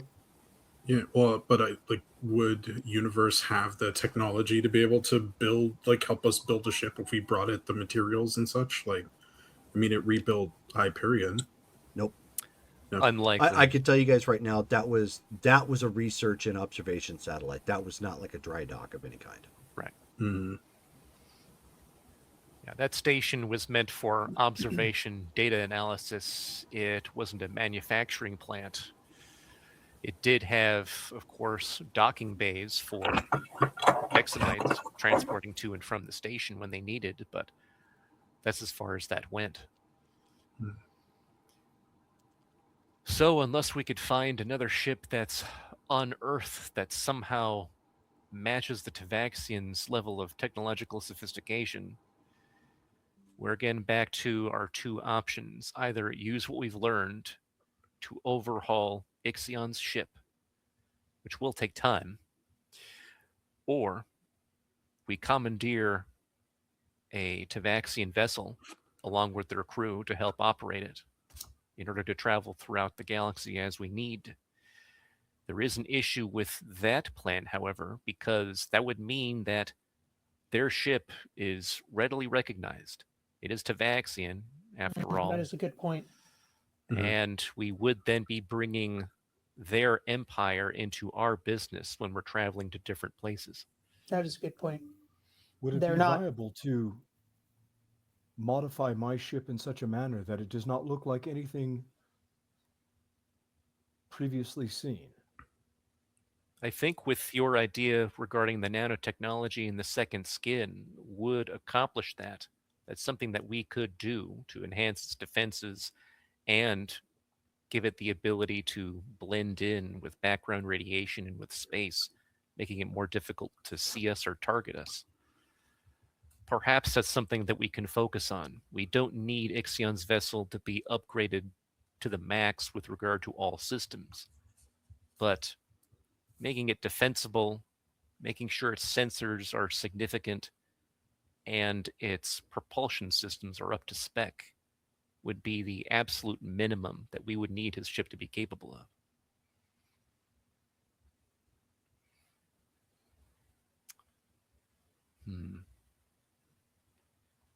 So, Jerome, based on my understanding of the science, is retrofitting Ixion's ship even a possibility? Of course. I mean, you're still running into the same problem that it's, subpar for what it is you're wanting to do. But yes, it is entirely possible. Just wanted to make sure that that's not a fool's errand. I mean, it kind of is, given the fact that because you're looking at also the engine issues, totally space-worthy, absolutely fantastic around planet Earth. But if you remember when he first came to the game 1, season 1, Yeah. it took him a year to get from his system to here. Too slow. Oh, right. Yeah. We don't have that kind of time. Maybe we could spend a year building a better ship, or a ship that can do the things we need to do. Or you could just ask them for a nondescript vessel. You're dealing with an empire at this point. They're going to have ships that they use that is aren't not warships? that aren't identifiable as Tavaxian. Oh. It's not the Klingon warbird. Yeah. Yeah. It's the Klingon Astrovan. Oh boy. The Tavaxian family truckster. You I think you hate it hesitate now, to. but where do you fly? I hesitate to make that kind of a request. I mean, well, but like, so how much of a hurry are we to head off into space? Didn't we we've opened up 2 new businesses and stuff. Do we need to leave like 20 minutes ago? Like, how? The businesses will be able to more or less take care of themselves because of everyone who's working there currently. That's being put into the works as we speak. With regard to us going into space, we don't know what our deadline is. This is very similar to when our sister first obtained the Tyrex the Tyrant precognitive vision long ago. We didn't know how long we had before he would arrive then. We really don't know how far into the future her current vision took her. So technically, the sooner we embark on this mission, the better.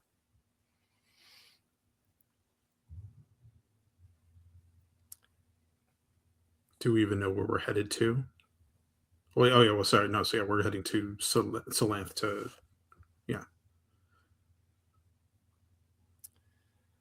That would mean then that Lightbringer, do we know if the Tavaxian fleet has perhaps a smaller vessel that would not be obviously Tavaxian, or something that we could rapidly change so that it would not be recognized as Tavaxian in nature? I wonder if they would send a representative with us, help us out with the technology, maybe sort of a guide. If the ship is small enough, Interesting. if it's around the size of perhaps Ixion's vessel, then we ourselves could readily pilot it. We have 2 individuals on our team who have piloted interstellar vessels That is before, true. at least. That is true. I was just thinking, how willing they would be to give us an entire ship without any kind of representation on board. There's only one way to find out for certain. Man, that's a big ask. I know you mentioned that I'm kind of a public figure, and that comes with a lot of perks, I guess you could say, with the responsibilities. And like with my grandfather, I try to be really careful not to ask for things that are ridiculous or that might be unwise or just too much. And this feels like one of those. But at the same time, I'm just not sure Ixion's ship would be able to cut it. I agree with you. Again, the technological sophistication of this Tavaxian vessel is at least one order of magnitude more advanced than what Ixion's research vessel is, which does make sense since their capacities and capabilities were for different things entirely. But as long as we have a vessel that can travel at a significant speed and has decent defensive capabilities, it doesn't need to be a large vessel. It's just something to transport us quickly and safely. Okay. Well, should we? Do we need to run this request by anyone from Earth? I mean, we don't really have to answer to any governments about this kind of thing. It feels Before we- kind of weird. Before we leave, letting certain individuals know what we're going to embark on would be intelligence, such as Ms. McCall, the Haven Institute, even our senator friend from Texas. That way, there's at least some individuals in the know. That way, they're aware of where we're going. At the same time, whenever any of us or all of us need to return to Earth, my conduit system will allow us to do that. That's right. I keep forgetting that you can do that. Would it be? I would question though why you think we do not need to inform any of the governments about our intent.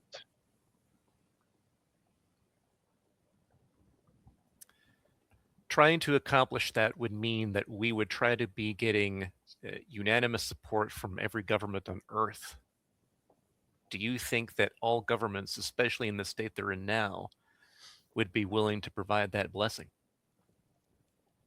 No, of course not. Which is why I am kind of questioning why we are. Why No, we even I am brought it not- up? I am not questioning why we are intending to do what we are doing. I am not questioning that. But being someone who is beholden to a government, I understand the government's point of views on some things, and bringing extraterrestrial population to Earth to live in the oceans may not be considered a popular idea by many of the governments. With regard to that, that is simply one possible idea. We won't engage in anything that grandiose, of course, unless we get permission from the governments of Earth.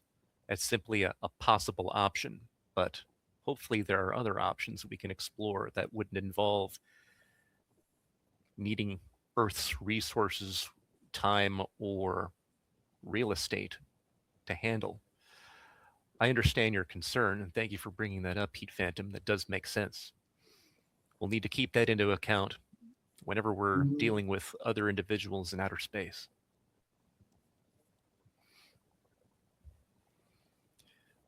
Any other questions or concerns?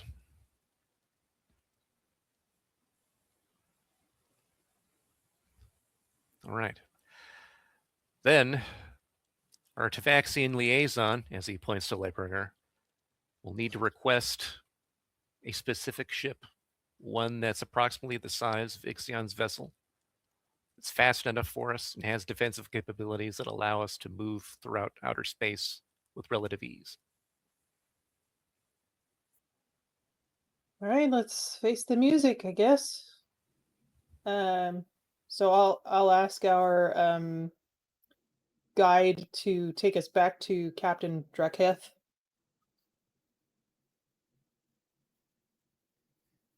Okay.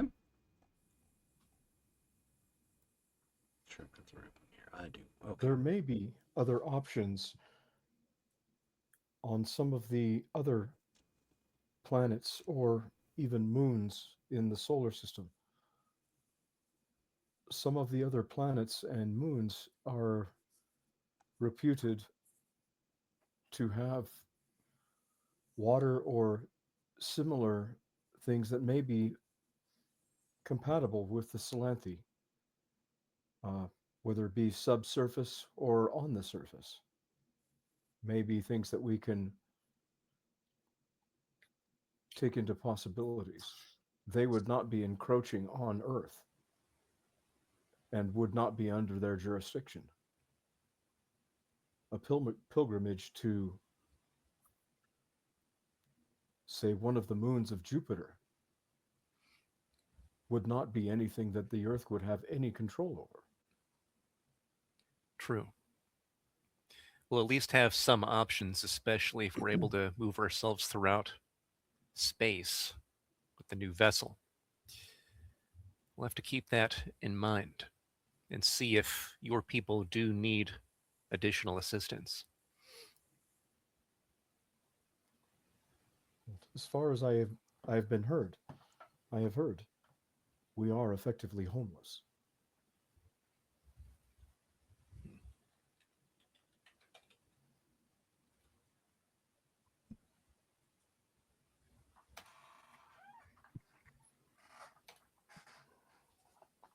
Since the destruction of Zenri. Right.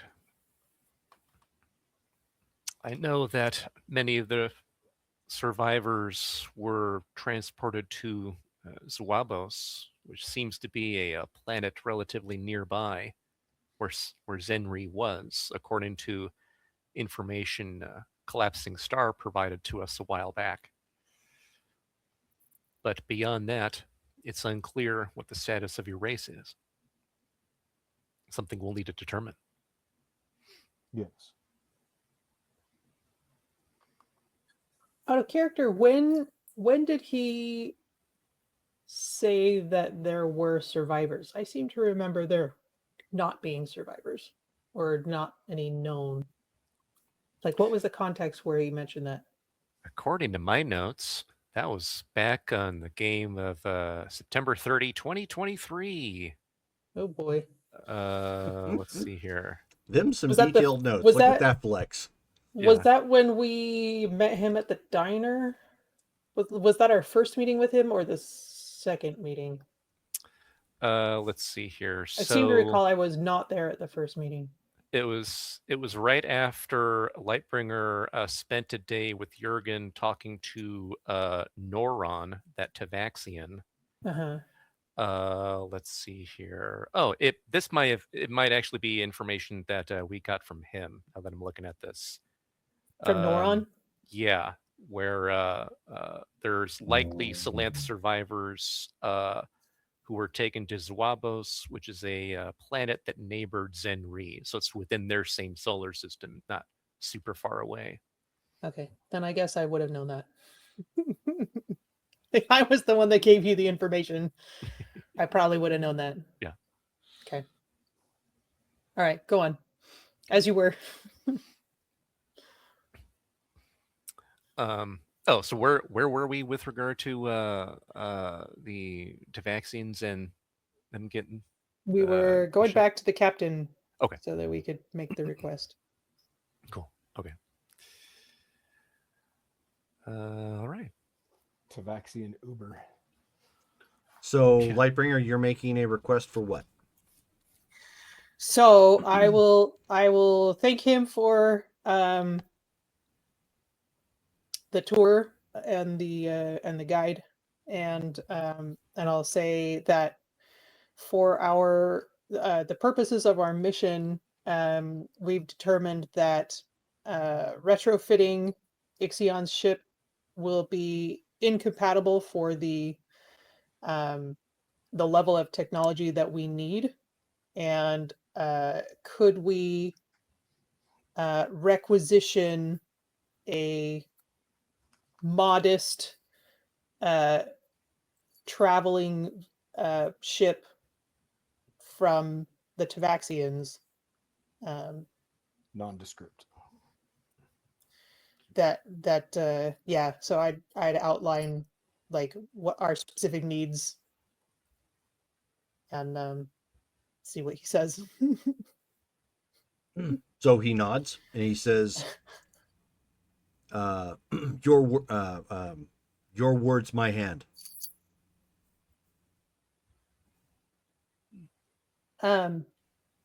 We are most appreciative. How long would it take to acquire such a ship? I have but to ask, and I will ask the not only for the vessel but for the ETA as well. If you'll give me but a moment, Of I will course. let you know.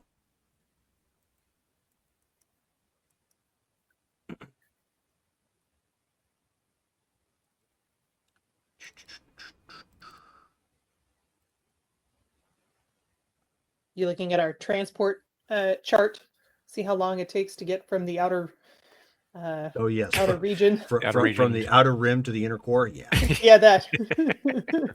How did you know? Right. You know me so well. I have to look at star charts.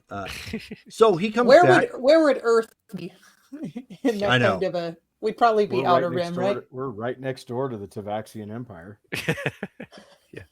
We literally are. Mhm. That's Yeah, according to probably Earth, our I think. I mean, I closest. guess we do have a map, don't we? Yeah. This is the star map. This is the basic star map that we were able to download from my ship. Right. I guess that's true. I could actually look at that. Well, So he comes back and indicates that he is in the process of looking, or he has put in the request, and he has indicated who is making the request. They should know within 30 of your minutes. Cool. Excellent. Have we had a chance? Did they feed Lightbringer last time? Did we talk about Tavaxian food? Is it compatible with human physiology? It is. You've if you recall, you had some on their homeworld. I thought I did, but I couldn't remember. Yes. Could I ask him if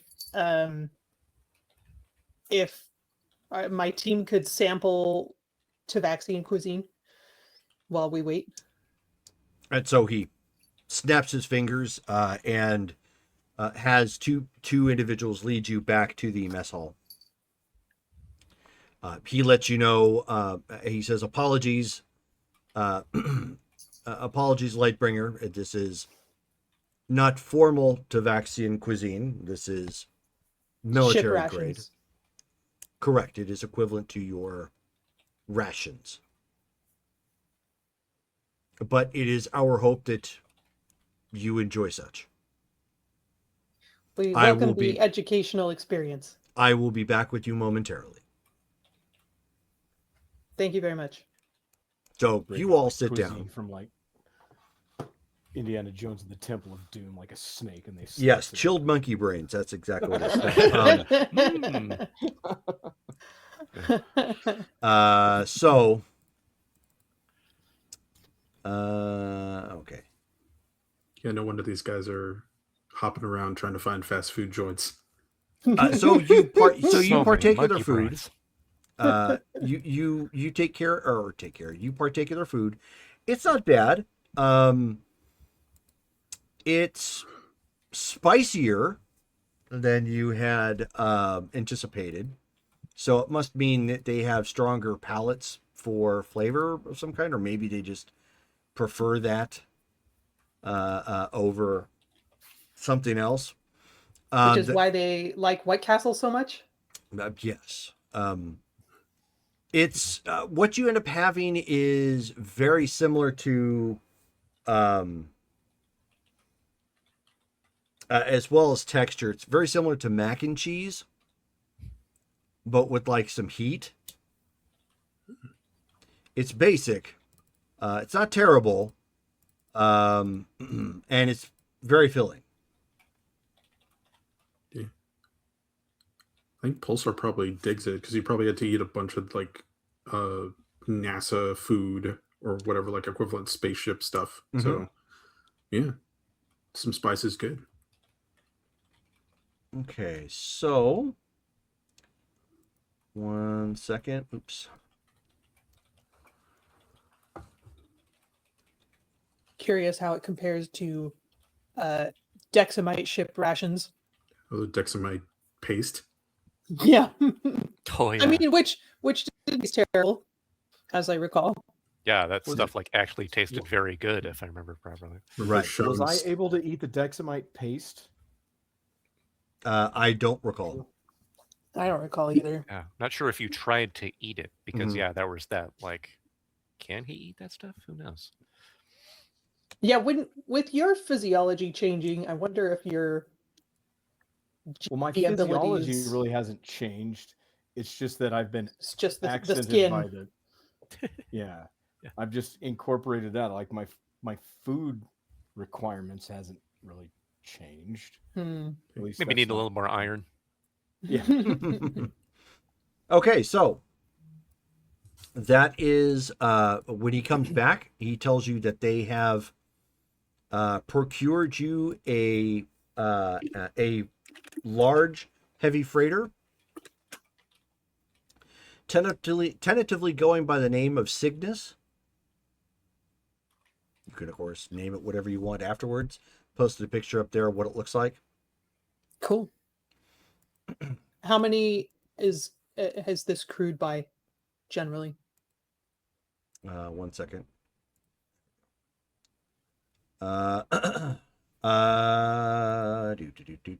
Do.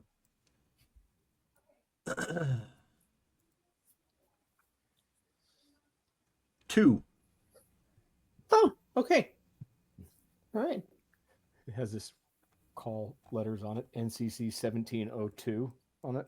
Wait a second. Wait. Reality bleed. More reality bleed. So let me go These ahead. numbers feel like they mean something. There's that picture. Let me give you gonna go into the supers chat real fast. Are they familiar with the historical documents from Earth? Oh no. As they start going, ah! That's how they And- communicate with us. There we go.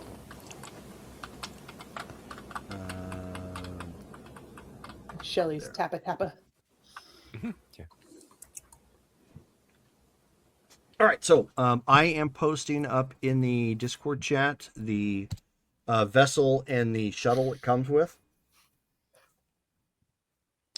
They explain that this particular vessel is tied to an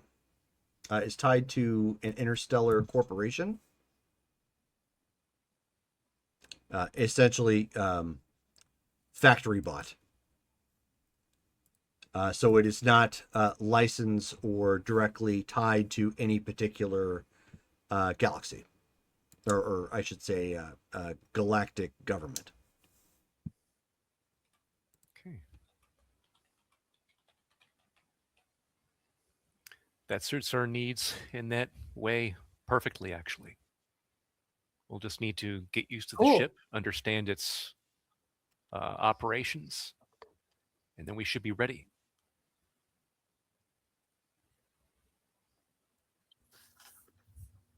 All right.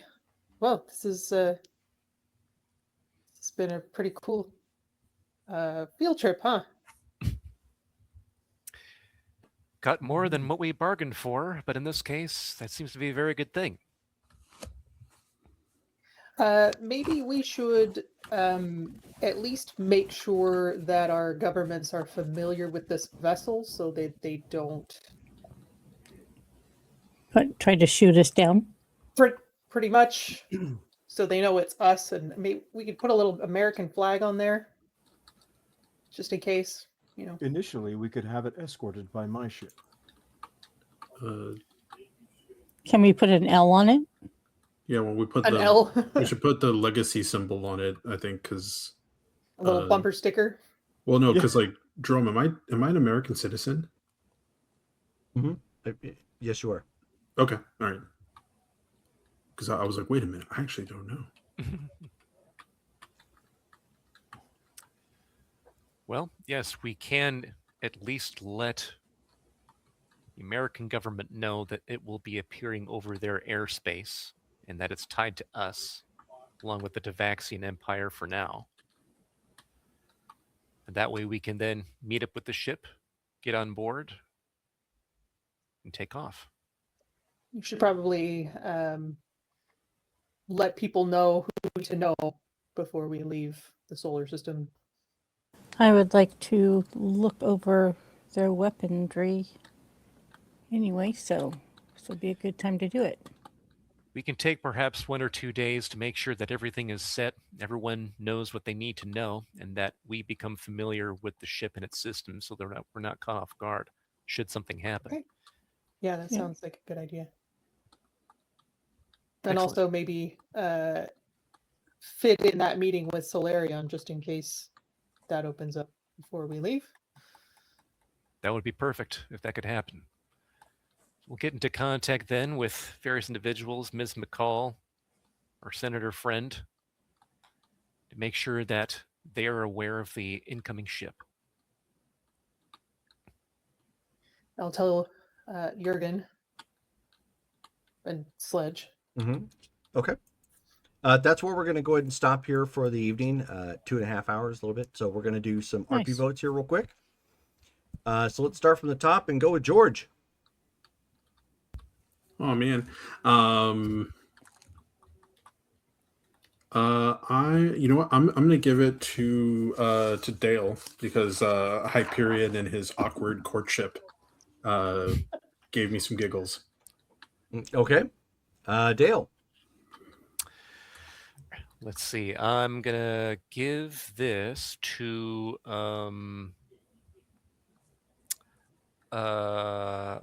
Derek for like his insights when we were talking about his race and what have you. It was very good.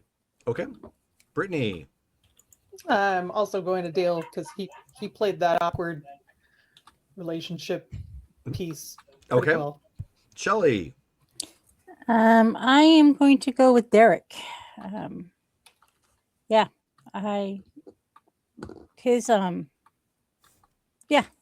for the same reason. Okay. Yep. Heat Fanta or Matt. Heat Fanta. Well, same person. I have the opportunity to break the tie, but I actually am going to go with Brittany. I liked the telephone call to Miss McCall. I thought that was good role play there. Okay. Thanks. Derek. That was also I have the opportunity to create a three-way tie. you can use your I'll say Dale. Okay. I So will say Dale. Dale. Dale, you end up winning it then. Give yourself another additional 200 karma. Thank you, everybody. All right. So unless we end up playing Star Wars on the 31st, which is New Year's Eve, this will be the last game of 2025. So thank you everybody for hanging out with us tonight and watching and tuning in or catching us on video on demand if you end up watching it later. And we will go ahead and sign off from here. Good night, guys. Night-night. Merry Christmas, Happy New Year.